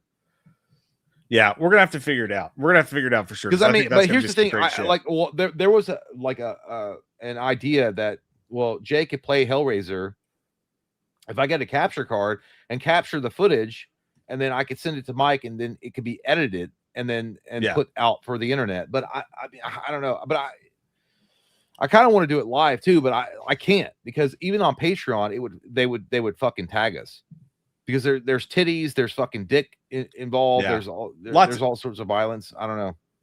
It's a lot to figure out. We're gonna have to start getting on that for sure. But Man of Tomorrow says, Mike, you said you enjoyed He-Man, so did you do a commentary on Masters of the Universe? I personally love the 2026 movie. And Jay, where the heck is the retro game? Dude, I heard some good news is supposed to come soon. Love you guys. I did. I watched Masters of the Universe. I did not do a commentary on it because I just watched it on a whim one night. That would have pissed me off if you did that. If you did that, that would piss me off, because I wanted to do it too. Yeah. But it's fucking awesome, dude. I mean, it's fucking awesome. Like everything you said about it was 100% correct. It's entertaining as fuck. The CGI is great. I was as wrong about that as I was about the Spider-Man. guy that plays Adam is great. Yeah, I love him as He-Man. Like, he's so likable. Idris Elba was great. Amazing. That you guys Jared Leto was awesome. And as far as the retro game, they delayed it. I thought they delayed the He-Man and the Pearl Clutchers. I can't remember the actual name of the video game. It's like an arcade 2D side scroller He-Man game. They keep delaying it. I thought they delayed it for the release of the movie, but there's been no word. It's supposed to still come out this year, but they haven't. There's been no word about when they're going to release it. So I don't know. By the way, just real quick, 380 people in here right now. Crazy, because we've been talking about girls farting in cars for 3 hours and whatnot. But like, very much appreciate you guys. There's so much 380 people that have had girls fart in their cars, and they know. who everyone knows. But like, thank you guys for taking the time to give the show a chance, give it a watch, and please click the like button. That helps. Share it, tell your friends, whatever you can do. We're very much if you can't super chat, just putting a like on the video is great as well. We're very thankful for you. Thank you, man. Thank y'all. Yeah. Next up, a message from women's deodorant. No, I mean that though. Thank you. Stacy says, first I heard about Perez Hilton's self-harm being sexual, and I said that sounds like Hellraiser. Is he satanic? Then the vids popped up. Perez was literally doing what that guy in Hellraiser 2 did when he's trying to cut the imaginary bugs out. Dude, he really is. That's true. That's Holy so shit. So fucked what Stacy's saying is there's a scene in Hellraiser 2 when Dr. Chenard goes and gets a schizophrenic out of the holding cell, and he brings him to his house, and he puts him on the mattress with all the blood on it, and lets him just like cut himself because this patient thinks that bugs are crawling on him, and he lets him cut himself. Dude, that's fucking accurate. I mean, it's disgusting, but you're like, yeah, it was exactly like that. Exactly like that. I hate that for any human being, man. That's so fucked. That's dark as shit. Anonymous says, and it's crazy. Perez started his live naked body, and then he randomly added his friends to video chat, and they were like, "What are you doing? Is this real?" And everyone's now mad at his friends for being confused, as if Perez didn't look horrifying covered in blood. Yeah, I mean that's a natural reaction, right? Like if your friend fucking FaceTimes you, like, is this a joke? Is this a? That's so fucked. Well, like if my friend was like literally cutting themselves live on fucking the internet with a razor blade, I'd be like, I think you should turn it off, and I'm gonna have to call the cops. I don't know what the fuck is going on, dude. God, I don't think I'd be like, I'm just gonna watch that shit. Like whoever called the cops and had a wellness check at it, good for you, because there's a lot of fucking vultures out there, dude, that were just like, oh, give me more blood. They're like, they like that shit. They want you to do it. God damn. And they're like, even though his chat was saying stop doing it, they don't give a fuck, dude. Yeah, it was a really sad thing, honestly. It's a sad fucking thing. That's fucking horrifying, man. Percy says, who wins in a fight? Who wins in a fight? Jason 09 or 07 Michael versus 03 Leatherface, set in the setting of the woods. Okay, well Percy always does these part questions. Okay, so let's just focus on that one. Jason 09 wins. Jason 09 wins. In the woods, because of the woods wins. Setting. Yeah, I'm giving it to Jason because of the woods. Which film is better, Breakfast Club or Cruel Intentions? Cruel Breakfast Intentions. Club is a better movie. Breakfast Club is a better movie. I think Cruel Intentions. I love Cruel Intentions. Yeah, it's like I don't know, man. Like Breakfast Club is fun, but Cruel Intentions is like, it feels real. I don't know. It's like that probably really does happen. Breakfast Club never happens. Like that shit never happens. Like where all these weirdos hang out at Saturday school and become best friends, and they discover things about themselves. Cruel Intentions 100% happens in real life. Grandma's house, you dumb bitch. Suck it. The Craigster. Thinking about going for a scholarship. Who wins in a fight, Patrick Bateman or Tony Soprano? Oh, damn, that's a really good question. I think that's a tough one. I think Tony Soprano wins. I think he's like he doesn't like control being out of his hands at all. Like he's got a lot more to lose, in my opinion, than Patrick Bateman. Yeah, Patrick Bateman's doing it because he's miserable. Patrick Bateman is acting out this character because he's a fucking psychopath that is forced to be a normal guy. Tony Soprano is like, you're gonna take my fucking wife from me? You gonna take my kids from me? like there would be like this fucking Italian Ducks rage. Make me cry. Italian rage sub sandwich fucking strength that comes in. Power and strength alone goes to Tony. The crazy goes to Patrick Bateman's in shape. Patrick Bateman's like he's in fucking shape, but I think that Tony Soprano would fuck him up. Yeah, I'm gonna go with that one as well. How would the Sopranos crew react if Ghostface hit New Jersey? They would clean it up in less than a week. Less than a fucking They would week. Find him less and than beat a him fucking with a week. belt. He was sucking some dude's dick down by the park. Hey, oh. That's a great movie though. Like I want to see that movie. Like Ghostface versus the Sopranos would be an all-time classic. That'd be the greatest movie of all time. Yeah, you don't fuck with the mob, dude. The mob, like people, like even Ghostface be like, nah, I'm not doing that. Like That's even crazy, if dude. Nev Campbell was a part of the Italian mob, they'd be like, yeah, well, she's untouchable. Yeah. We can't do anything. I gotta go pee really quick. I'll be right back. All right. John Chang says, do you guys have favorite horror tearjerkers to recommend? I don't know. Like, that's a tough one, dude. Because like, what horror movies made you cry? I'm gonna rely on you on this one, chat. Like, what horror movies made you cry? I don't think there's a lot. Damn. I can't, off the top of my head, I can't think of a single horror movie that ever made me cry, but I'm sure there's one in there I'm massively forgetting. Silent Evil says Jacob's Ladder. The Mist, Tomo, The Mist. Yeah, The Mist. The ending of The Mist. Oh my God. That was one of the meanest things I've ever seen in my whole fucking life. Eraserhead. I just didn't understand Eraserhead. The Fly. That's a good one. Bring Her Back. Didn't make me cry, just depressed the shit out of me. Train to Busan is probably the greatest answer on this list, Maximum Mac. Train to Busan is the main horror movie crier. Like, that is like the top-notch, perfect. Christmas Evil is sad. I'll give you that one. Showgirls. 28 years later, that had some messed up stuff in it. I think the best answer, and thank you guys, Halloween, the best answer, no doubt, goes to motherfucking, you said The Long Walk. I've heard that. I haven't watched it, but Train to Busan is the ultimate tearjerker horror movie. That's the winner. Thanks, John Shang. Great question, man. How's work going? Mercurio 80 says, hey, guys. He probably meant to say guys. Me or...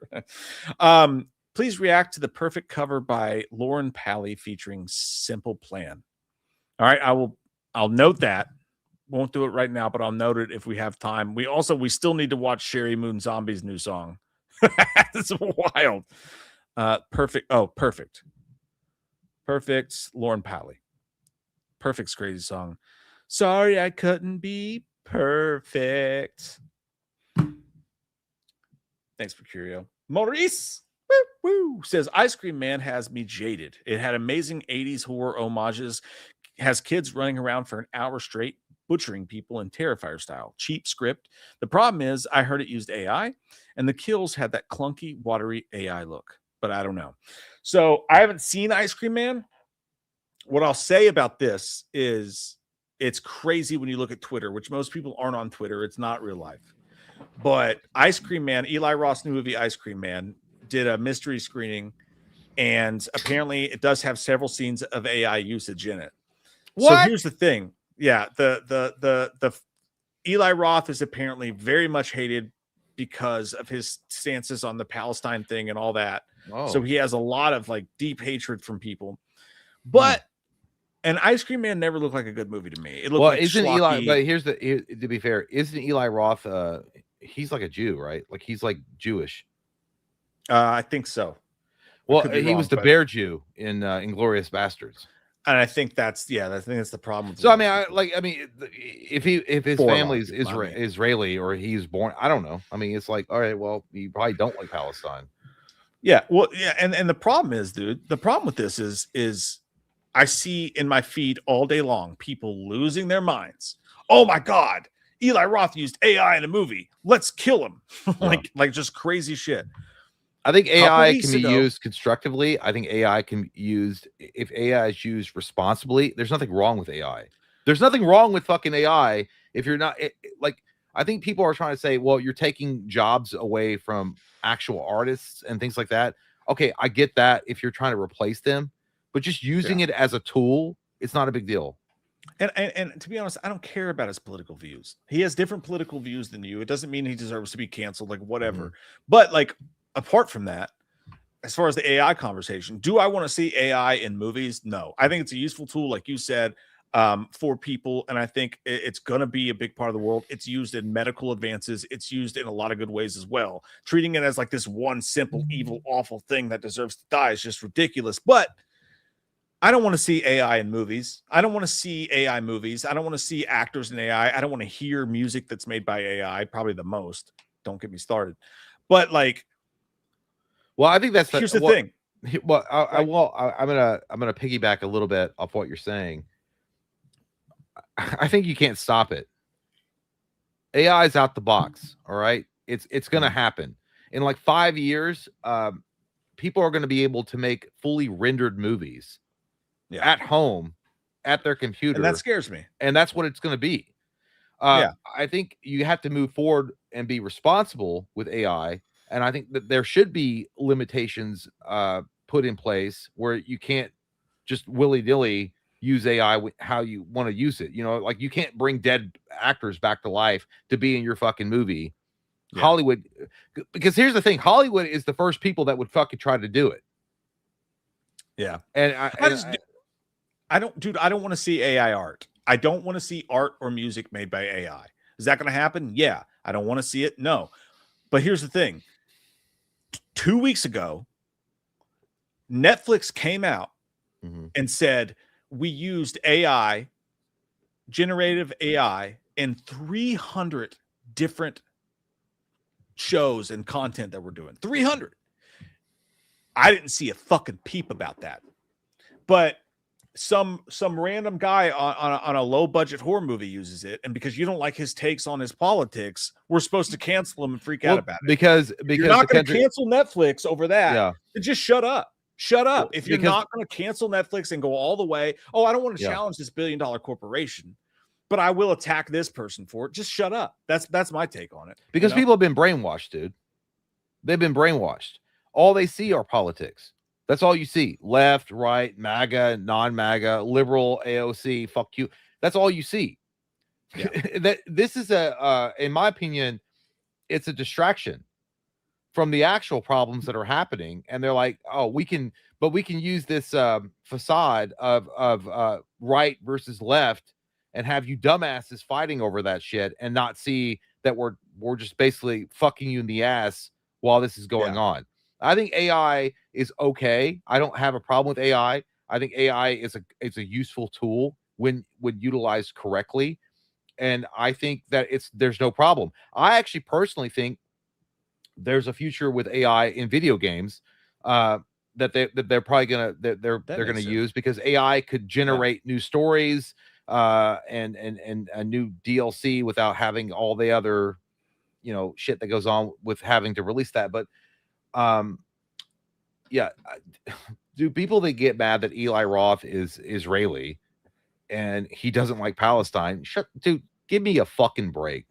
Yeah, people like I don't get. I never got it in my. I've never understood it anyway. Where people were like, I lost family members over MAGA. I lost family members over. I'm like, what the fuck are you talking about? Exactly. Do you not know that your party and their party are all part of the same fucking party? Like, I don't even know. Like the Dr. Fauci thing, that just happened, where he pleaded the fifth 111 or 112 times. Do you honestly think that anything is going to happen? No, it's fucking political theater. I don't know how people don't. They watch this shit on YouTube, or they watch this shit on TV, and they're like, "Fuck yeah, get that." There's nothing that's going to happen. It's all theater. It's all theater. Yeah. It's like they scream and they act like I got a point, and then nothing happens. But whatever. Yeah. Eli it's just Roth, like have your takes, but don't live your life by it. You're just going to end up miserable. They're all pieces of shit, and we're all going to get fucked. So don't attack your fellow man. If you want to attack somebody, attack Netflix. Don't go see. By the way, and it would have been way easier for Mike and I to pick one side or the other, and then lock down hard on that side, and then try to gather as many people from that. Because I'll be honest with you, Mike and I review movies and we talk about films in a very in a universal way, right? I'm watching the film, and I'm just trying to like give you guys the review based on, as a viewer, what I'm seeing. There's no political like thing that's going on in my head, but there's a lot of motherfuckers that are on YouTube that's all they do. They cater to their audience because they want to make sure if it's woke or if it's anti-right or if it's anti-MAGA. Their whole mindset when they go in, they use it as a way to I'm not going to say scam, but like run a illusion show with you. Grift. Grift. They don't give a fuck. They don't give a fuck about what they're saying. They're doing it because they're getting a paycheck for it. Yeah. If Mike and I leaned in one way or the other, we could have probably grown the channel. But it's miserable. It's fucking miserable to fucking live that way because now you got to come out every fucking day when you make a video and be like, I gotta lean to that way politically.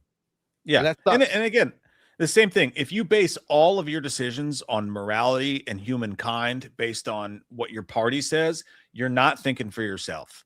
You're just a cog in a machine that's meant to divide people, that's meant to get rich, old people in office. That's all you're doing. Think for yourself. Make your decisions on each case. AI, everything else. But anyways, Andrew Jones says, hey, gentlemen, thank you, man. I appreciate that. Been watching since 2017. What do you think about Ben Foster as the new Freddy? Keep it up, guys. Jay loves it. I'm not as big of a I think fan, Ben Foster would be amazing. Ben Foster, 310 to Yuma is when I think of Ben Foster, that's who I think of, is the henchman of Russell Crowe in that film. He was phenomenal. I think that Ben Foster could kill it. I think that Ben Foster would be the guy I would look at as Freddy Krueger, but a lot of people have said like he would be like a Jackie or Haley. I don't think so, dude. I think Ben Foster would immediately take control of that role and be one of the best Freddy Kruegers, period. And I don't want to know Andrew Jones. I don't want another short king playing the role. I know that sounds crazy, but like the height just because of Jackie Earl Haley, I don't want it. Just because of that. But Ben Foster is a badass actor. Like he's a great actor. He's never gotten the props that he deserves. It's true. He's a great character actor for sure. Bruce Christman says, I'm a huge fan of drive-in movies. I go to the Mahoning drive-in often. Have you guys been to any? If so, what did you watch? If not, what would you want to see at a drive-in? We used to have one. We did. In Jay's town where he lives, where I used to live. There used to be one, and it was pretty cool. I'll never forget in seventh grade. Skylight drive-in. It was called Skylight. Yeah. It was cool. First time I ever French kissed a girl. Fingered a dude. Oh, yeah. Yeah, that too. Same night. It was crazy. It was weird. I was confused. It was weird. My mom and my sister show up like, we're going to the drive-in. I'm like, oh my God, yes. We didn't end up going. But I saw Mothman Prophecies at like midnight there with my girlfriend a couple years later. Great memories at the drive-in. I don't necessarily love the experience of watching movies at the drive-in though, because you got the shitty speaker. It's all crackly. There's a bunch of kids running around everywhere. I don't think it's the best way. That was early on. That was early on. Yeah, I don't think it's the best way to watch movies. They are cool though. You could get a double feature. Had one. Yeah, it's fun. It's a cool addition to the movie world. Though. I had a bad experience, but I remember loving it. But even though it was a bad experience, I went with my I think Cody, my brother, went with me, and my uncle drove us with his he was with his wife, and he was drunk as fuck, and he got mad that the other car took our speakerphone and was drunkenly raging at them after being drunk as fuck on early times. I'm like, that's good. Time. And we watched The Lion King, but I could barely hear it because our speaker was a great way to watch The Lion King. I was like, like our speaker was all fucked up. But I just remember him getting out of the car, my uncle, and be like, what the fuck? Like he was like screaming at the other car next to him, and he's like, I'm gonna go talk to the fucking manager right now. And he went up and he did the whole thing. That was the only movie I ever saw. But I think was like Hakuna Matata, man. Hakuna Matata. Calm down. Well, we hadn't got to that part in the movie yet. Okay, we hadn't got to that part. It was, but no, I think drive-ins are great. Drive-ins, in my opinion, are better than movie theaters. I think drive-in. See, if that bitch that I'm sorry, that female, that chick that I was dating back in the day, the Culvers, okay. And she want to have Culvers, we could have Culvers and go to a drive-in and watch the film. That's where you take your fast food and you watch your fucking movie. And they do have better concession stands. Jacob, hey, good to see you, buddies. Has been MIA lately, but wanted to say hi and that your live replays get me through my work commutes. I thought Spider-Man Brand New Day was a 7.5 out of 10. I liked it a lot. It wasn't exactly what I wanted. Excited as fuck for Beyond the Spider-Verse, though. Love y'all lots. Love you too, Jacob. Yeah. Awesome. I get you, man. I appreciate Jacob. You know, I think they mishandled the man spider thing a little bit, but I just like the maturity of the character. That's what drew me to the movie, and I could keep watching it. It wasn't just like, oh wow, she hates me still. And I was like, no, you know what? This is my life. I got to deal with it. It's a hard time in this life. Percy says, who wins in a war, the Sopranos crew or the Dark Knight Joker with his gang? I'm still gonna go Sopranos. Sopranos whoops that ass, dude. The Dark Knight crew is like just a bunch of weirdos that are mad about Batman fucking him over. Like Yeah. Sopranos been doing this for a minute. I'm going Sopranos. In all honesty, you guys kick ass so much. As I would love to meet actors and famous people, you guys are at the top of the list to meet one day. Hey, we'd love to meet you too. Well, we can't go. Well, we can't do that. Like, we got. We're not uninvited from Scarefest, but we're never going back. So that was the greatest part of Scarefest, was getting to meet a lot of you guys. But they're principle free pieces of shit. Well, I mean, so we can't now. Like, here's but, a question for you: What would it take for them to offer for us to go back? Because I mean, it would. I mean, for me, it would be like enough to be like it would be like a lot. It would just be, hey, we fucked you guys over. We want to make it right, and I'm in. That's all it would take for me. That's it. Yeah, the Scarefest people, and again, like Mike mentioned, that was the best opportunity for us to meet all of you guys in person. And by the way, we never charged anything. We didn't, like, we had a booth, but there was no, like, literally we didn't charge. Like, you guys could come up to the booth, we could take pictures and hang out, autographs, talk, pictures, whatever, talk or whatever. Yeah. And these motherfuckers at Scarefest, like, oh my god, dude. I was like, what are we doing that is like hurting your business? Like, we are offering free service basically. That's what they didn't like, to be at the booth, and then people come and meet us or whatever, and you're acting like, well, you need to be there until Sunday. Like, dude, oh my god. Yeah, it's really unfortunate. Yeah, really unfortunate. That was the problem. What was the site? What's the people they brought in there? A Grave Encounters, whatever. What was the name of the like the people? Oh, who visit grave sites and shit? Oh yeah. What's the name of them? Yeah, the guy, the wife and husband duo, and the guy transitioned. Yeah, what's the name of that show? Spooky Hollows. I don't fucking know. Nah, there was a what the fuck's there? Grim Life. Grim Life. Yeah. Grim Life. They brought them in, basically gave us our spot, and they're like, well, they're charging. They're charging for photos. They're bringing in money, whatever. And like, oh, so fuck us, because we didn't show up one Sunday when you never asked us to show up on Sunday, because we had a meetup and we're out with our fans till 3 a.m. You never asked us to show up. I showed up the next day. They took all our shit, threw it in the dump. They took dude, they really did. That's what Mike said. It was literally just like the dump. Yeah. Never asked us to be there on Sunday. Never took a dime from them. And by the way, there's no hate towards Grim Life. It wasn't Grim Life's fault. No, but they were using them as an example. Yeah, like, they basically they charged for all this shit. Like, well, I don't like what we would do is we would go to our booth and we would just hang out, right? We would have the Michael mannequin in the background, and we would just hang out. And when people come up to the booth, we would take pictures, or we would talk, sign whatever, no charge, nothing, because we're just lucky to be there. And these motherfuckers were like, well, Grim Life is charging. I'm like, I don't care. Like, I mean, that's cool, man. Like, I'm not like, dude, I would feel so fucking weird to be like, it's $10 for a fucking picture. That's fucking stupid. Yeah, it's not, and also, so when I went there, they took all our stuff because we weren't there on a Sunday, which nobody went. It's like Kids Day or whatever. We did a meetup after the show at a bar with everybody, and like hung out and did the same, took pictures, hung out with everyone. And then the next year they were like, well, let's recalibrate this. We want you to help us sell this event with karaoke events. So we did like 2 different karaoke. We did do that, yeah. Where we went and did karaoke with people to try to promote the show. I literally walked around a bar passing out flyers to people, did everything we could. And they're like, oh, this year we'll put you on the website. We'll actually do it right. We'll treat you like a guest and not just a piece of shit who we allow to come here. And I'm like, great. And they never put us on the website. And then like a week before the show, we're like, oh, by the way, we took you guys off the main floor and we put you in a fucking closet. And that's in a hallway stand. Yeah. After jump through, and I was like, you know what? All right, I'm done. Like, fuck you guys. I'm done. And by the way, we're local. No disrespectful we're local to this event. Yeah, we're local. It's in our town. It's in our city. It's literally we're local. We've done 4 or 5 videos that have 70, 60, 70,000 views promoting them for free when we didn't have a table.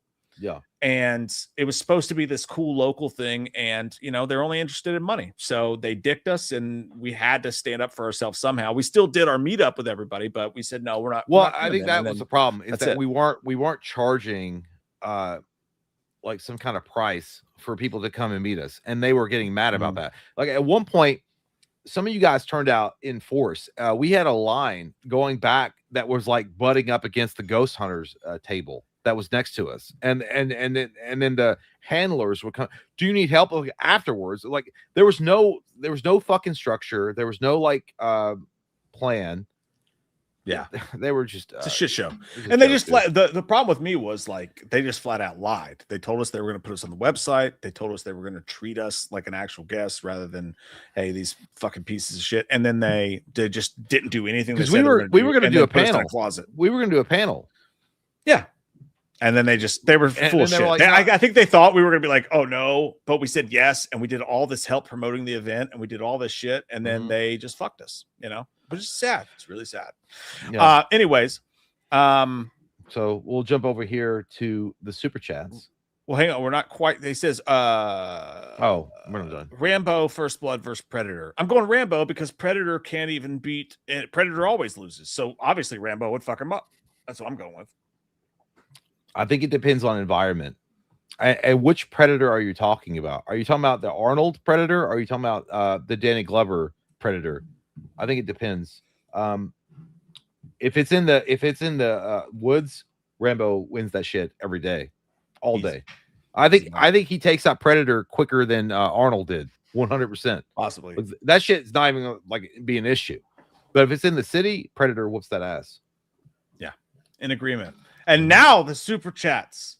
But I gotta get a drink. I'll be back in 1 second. God damn it.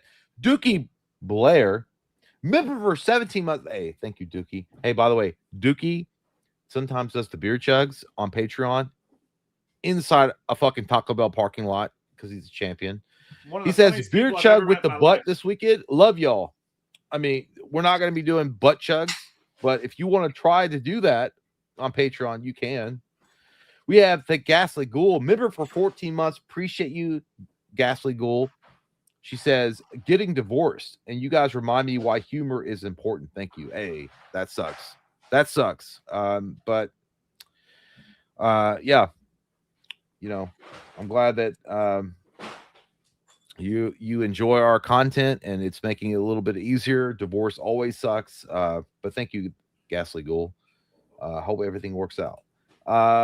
Ryan Strom, we should pitch in and buy Jay a box so he doesn't have to rent for $20 anymore.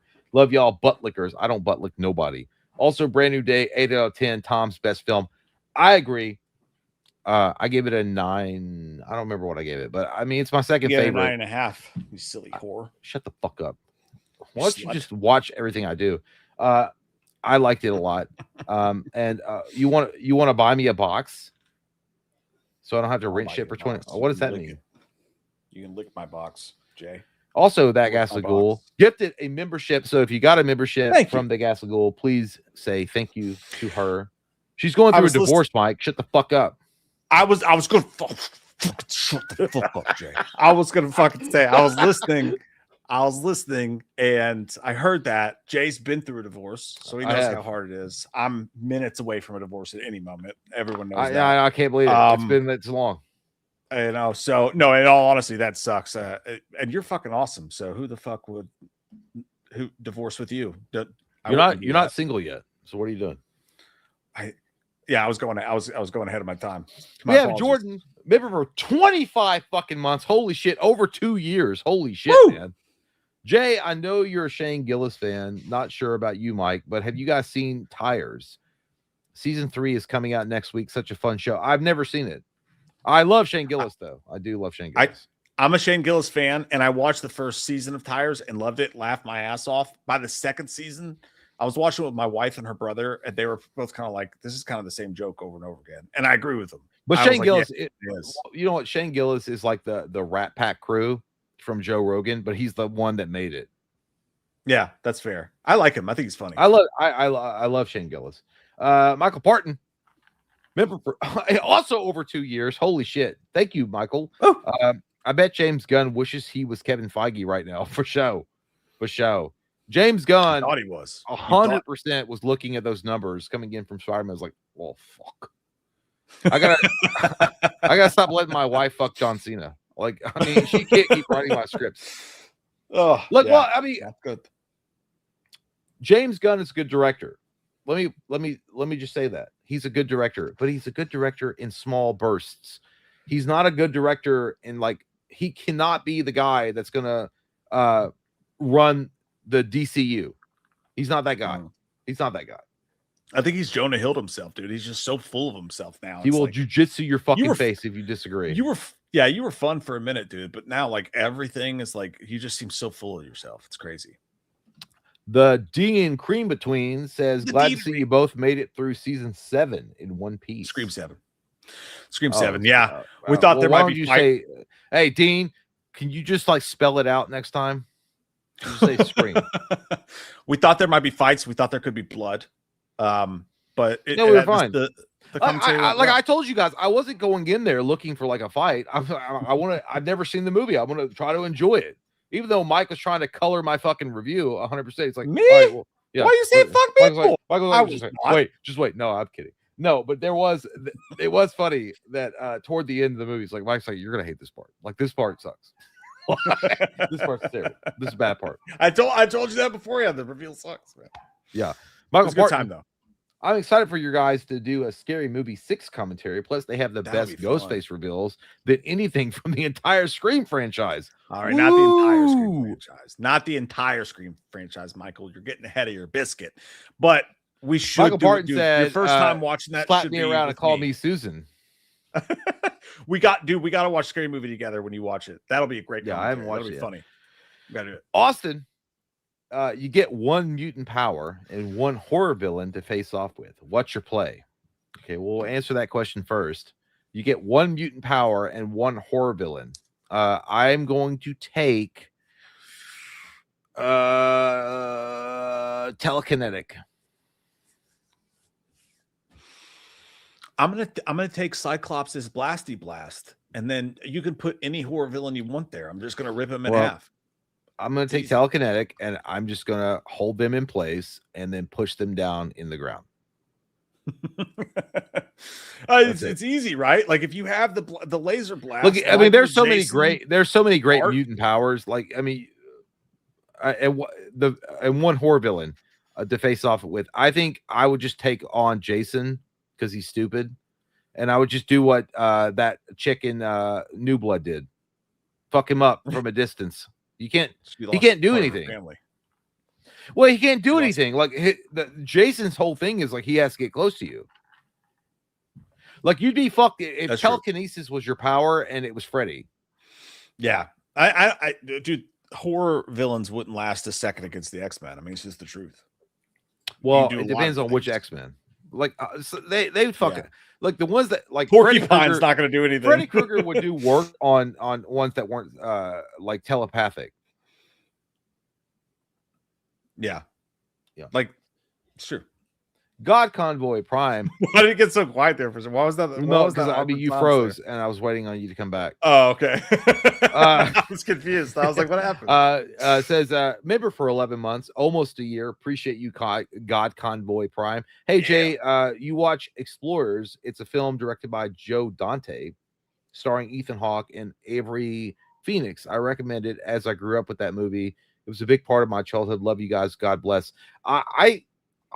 Explorers sounds really familiar. I want to say I might have seen it. I just don't remember it. But I think I know what you're talking about. I don't know. I mean, you would know it too if you saw the cover for it. I don't remember it though. But thank you, God. Michael Parton. I've got tons of gay dreams.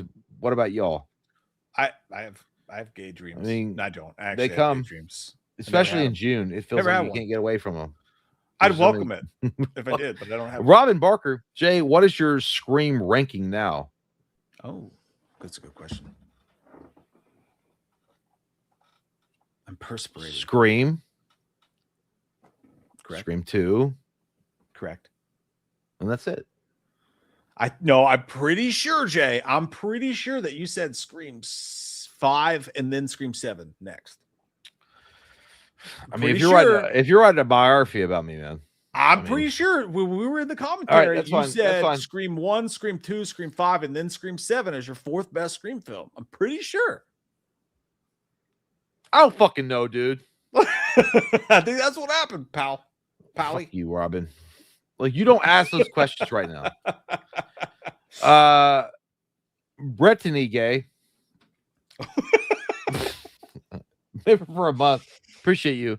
Hey, Mike and Jay, have either of you ever worried about having the bubonic plague after doom scrolling the internet? Dude, I have literally thought I've had every goddamn disease or ailment possible to mankind because of scrolling of TikTok. TikTok is the worst thing ever for medical anxiety. It's the worst thing ever because what you do, you build your fucking FYP brick by brick. So the longer you watch a particular video talking about some kind of I have this or that, you're going to get more recommendations. So the more you scroll, you're going to get those. I mean, sure, I'm probably 100% thought like at some point, if I eat this fucking cucumber, bubonic plague is going to come into my ass.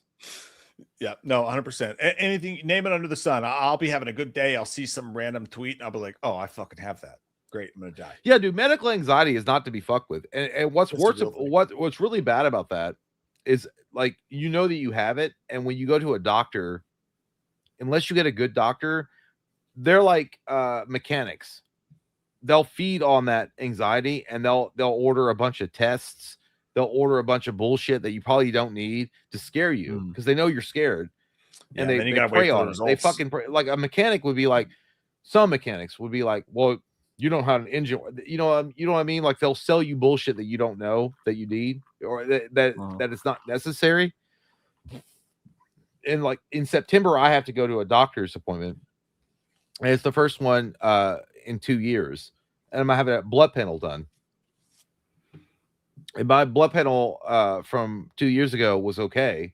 I like it was slightly high in glucose, but everything else was good.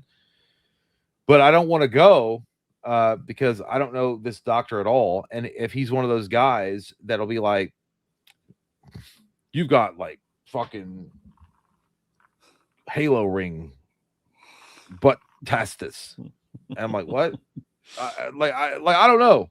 I don't. The older you get, man, the scarier it gets. It's just the truth. Because, well, it is true. And you would think that as the older you get, you're a little bit wiser on doctors' bullshit. But I mean, there's so many people that die from like colon cancer, for example. Like that's what's always in my brain for me, is because so many people die of it in earlier stages than they should. Based on Google AI, it's still 55 plus. That is the majority of people that are diagnosed with it. But there's so many younger folk that are getting it. And they don't offer, like, it's so bad that the insurance companies lowered the age requirement down to 45. And I'm 42. And then I was looking at, they're like, hey, just fucking lie to the doctor and say that you had a family member that died of it so that they will authorize a colonoscopy. Because otherwise they'll be like, you're good. You're too young. You're too young for that to happen. But yeah. Moral of the story is getting old sucks, kids. Don't do it. No. We got deep. Don't do it. We got deep. Papa Hades. Hello, my brothers. How are you doing? How are you two doing? I'm doing fine. Mike, there's a video that I want you to watch. That's his that was his emoji. If his emoji could make a sound, it'd be like it's called Gary Oldman, Stephen Colbert fart. I've seen that clip and it's fucking hilarious. It's fucking hilarious. It is a good clip. He doesn't want to watch it. Robin Barker, pumped as hell for the Patreon/member stream on Friday, hoping for more legendary prank calls. They're my favorite part of the show. Well, I'm glad you enjoy it. I don't know, like, see, it's weird. I don't know how many people you all like, because when we do the prank calls, it feels like we only got 25 people in there. I'm like, oh, only it's always at the end. Very little people like this, but those are fun. It's hard to it's hard to topple.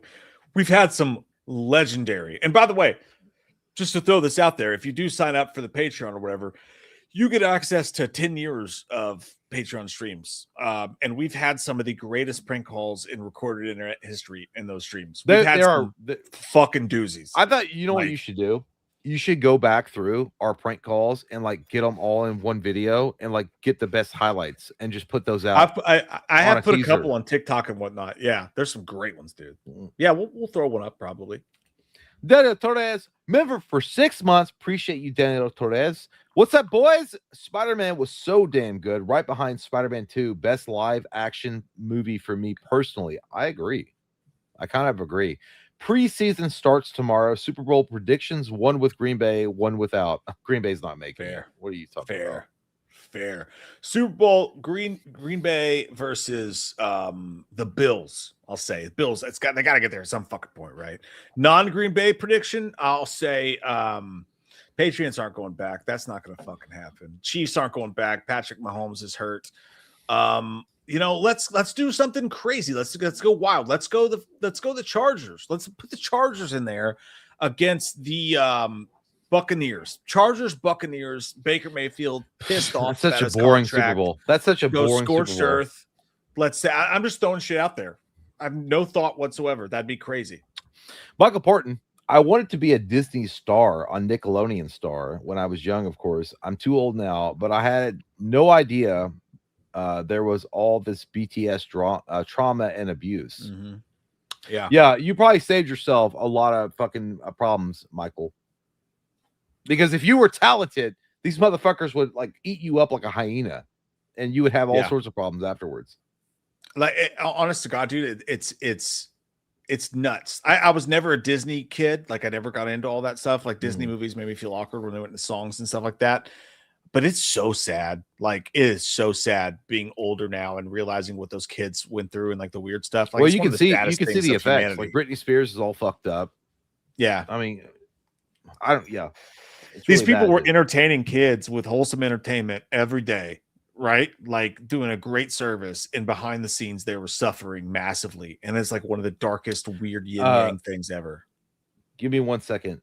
We are at 9:42 at Brett and Gay. I'll be right back. Okay. I'll find it. I will find it. Yes, Brett and Gay. Love the channel. Lumens and Chalice. How do you feel about Nightmare on Elm Street debacle? I'll wait for Jay for that one. Brett and Gay. Boot Scoop Boogie says here, how are my two favorites doing? Brand new day rule. Doing great, man. Doing great. Doing amazingly. School starts for the kids soon. The schedule's going to change. Going to have to start waking up early. Summer, way too fast, way too over with, too quick. Feeling good. Feeling powerful. Doing awesome. Appreciate that. And Brand New Day did rule. You're right. It was great. Tom McInturf, thanks, buddy. He says, I've been thinking about different types of man-verse movies. Instead of a franchise, why not do actors?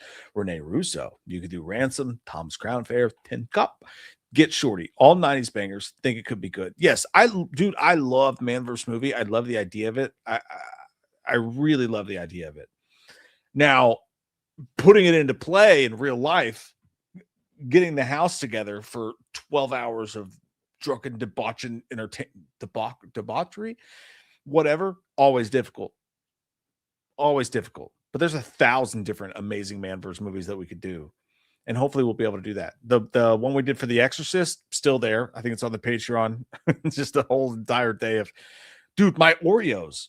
We're making fun of Pazazu, and the Oreos flew out of the cabinet on camera. Never seen anything like that. I love doing them too. It's just, it takes so much planning and whatever. But yeah, there's so much. I love Rene Russo, by the way. Fucking Rene Russo. Are you kidding me? Lethal Weapon 3. Christopher Sampson. Hey, Judes. I'll wait for Jay before I answer that one. That's definitely for Jay, 100%. Andrew Jones, guys, how did you feel about Ben Foster as the new? Oh, you sent that in the other one. I remember you saying something about that. Everything good? You good? Yeah. Did you die? What happened? Okay? I was only gone for 5 seconds. I had to pee. Okay. You left so ominously. I wasn't sure. Well, Friday, the dog's barking, but Friday asked if you like Stream 7.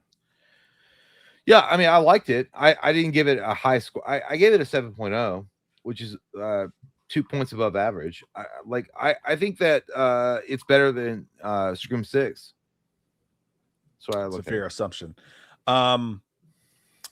Chris asked, Dudes, Jay, as always, you speak the truth to power. Mike, you have the spirit. I hope Tarantino casts Feldman in a major part in his last movie. No, dude. Don't do I'm that. the comeback king. I mean, of course he would cast me because I'm the greatest. Do you not see how I literally Michael Jackson told me I had a hit song. Obviously. Yeah, but the caveat is Corey Feldman has to have the song that plays as the credits roll at the end. It's got to be a personal, original Corey Feldman. It has to be. That's the way to do it. Let's see. Make sure we're on the right point here. Niner Blade. Jay, be a darling and take a break from super chats. I love you. Mike, read this. I tooted and booted. He's all over the place. I don't know what he means. What the fuck are you talking about? Take a break from super chat. I mean, he's drunk. Oh, okay. I'm not reading them correctly. Should I use an accent? I don't know what he's talking about. Baba Hayes. If you can have one ability from Red Dead Redemption 2 or GTA 5, what would it be? The red eye ability or driving focus, bullet time, or red mist? Dead eye or red eye ability. I'm gonna go with that because I don't know what the other one is. No, because you can slow down time and shoot the motherfucker in the head really quick. I don't know what the other ones are, so I got nothing. Niner Blade says Ice Cream Man had one thing whores don't have: color. Rainbow. I haven't seen it. That's great, man. I haven't seen it, Niner Blade. You're on a weird one tonight. I haven't seen it. it. Andrew says, accidentally said the same question twice. I'm also on board with Michael Shannon as Freddy. Dude, Michael Shannon as Freddy would be perfection. It would be absolute perfection. That's my number one pick. Do it. Mm-hmm. I don't care what it takes. Do it. It's terrible. Terrible idea. Shut the fuck We don't up. need that. No, you don't mean that. You don't mean that. Dirty whore. Alex says, obligatory Jay is gay comment. Love you guys. Love you too, buddy. And he is.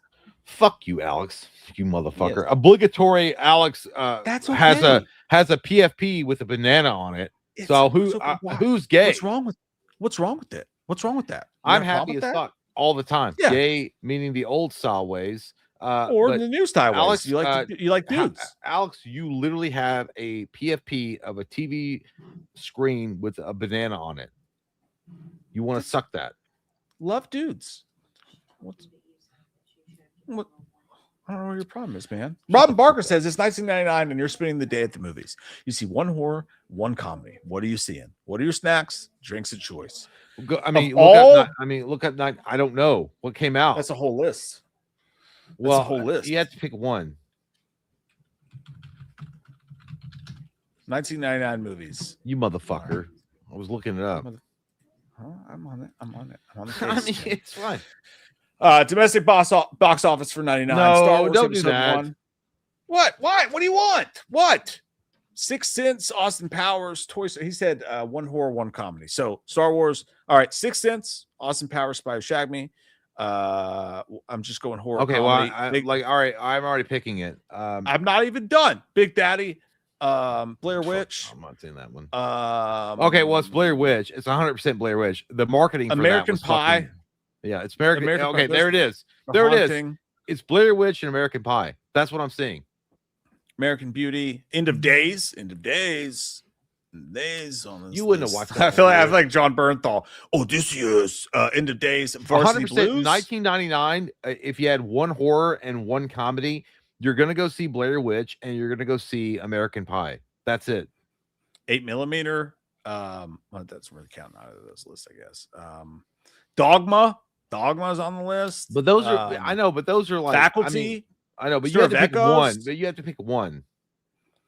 Yeah, of all those, I'm probably And the gonna biggest go... ones will be Blair Witch and American Pie. Like that's like in 1999, we were like freshmen in high school or like 8th grade.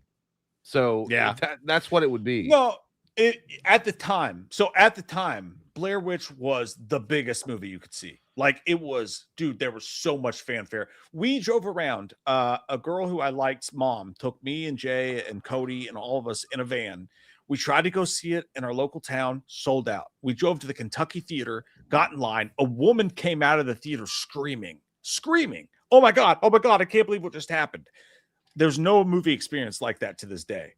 We were so scared going into that movie theater, and that movie was not scary at all. No. But like, yeah, that experience cannot be topped. And you're going to say American Pie? I'd probably actually say Varsity Blues as far as comedy goes. If you had to go, I guess if you didn't know the movies, I'd probably. No, go I mean, American Pie, I'm gonna think it's Blair Witch and American Pie. That's what it is. That's fair. That's fair. Jeremy Shelley says, "Where's Jimmy Hoffa, guys? Huh? He's in Jay's. He's buried in a football field in Arizona. I don't fucking know.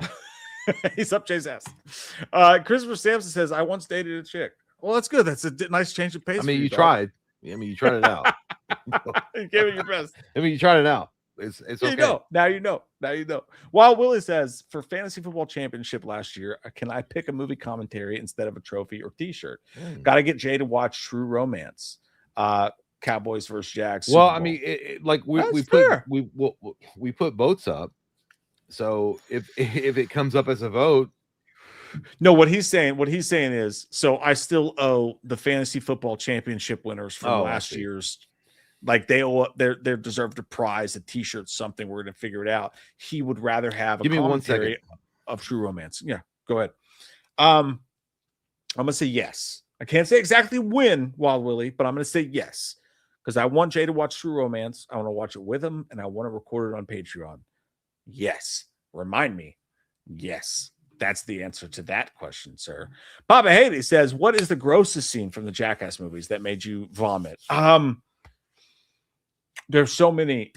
I think the one that grossed me out the most, dude, was when they did the poop there was like a scene where they like pooped in an aquarium or something. There's the dog. He's an asshole, dude. He's getting big, dude. He's getting big. Look. Hey, buddy. Oh, you can't hear me, obviously. What's up, dude? I'm going fucking nuts right now, Dad. I'm going crazy. God damn it, calm down. Asshole, dude. By the way, last super chat, what's the grossest thing from the Jackass movies for you? I think for me, it's the one. I think they did a thing where they actually pooped in like an aquarium with a snake or something. That really it was that, That's all I can think of. or them farting in the helmet. Remember when they put that little bubble thing on that guy's head? Yeah, he's calmed down now. He's calm. He's been a good boy. He can't hear me. Look. Hey, man. Look. He did the. It's okay. All right, so guys, that is the show tonight. Jay's dog is on a fucking war tear. I heard him barking in the background. Yeah, he should be asleep. Go to bed. But hey, thanks for hanging out with us guys tonight, guys. It's been a blast. As always, we love you guys. He's losing his teeth, dude. He has no teeth to hold his fucking tongue in, so he licks. He goes. Is it just baby teeth? Yeah, it's like he's losing. Like baby teeth. I didn't know. I never had a dog like lose his teeth before. That's weird. Well, no, it's like it. Well, he's losing his baby teeth. He's teething. I didn't know they did that. Yeah, well, they teeth, man. Well, I know they teeth, but I didn't know they like lost teeth. Yeah, they lost. Yeah, he has no. His bottom incisors are gone. So when he licks, he goes. He's getting big as fuck though. Yeah. But hey, Friday night Patreons. There's a link down below. Join it. And again, you don't just get this Friday stream. You get 10 years worth of streams and 100 commentaries. And that dog, you can pet that dog. Can I pet that dog? It's gonna be awesome. Love you guys. Jay, anything else? Nope, we're done. Love you guys. Good night. Appreciate you so much. Bye. See you soon. Bye. Bye.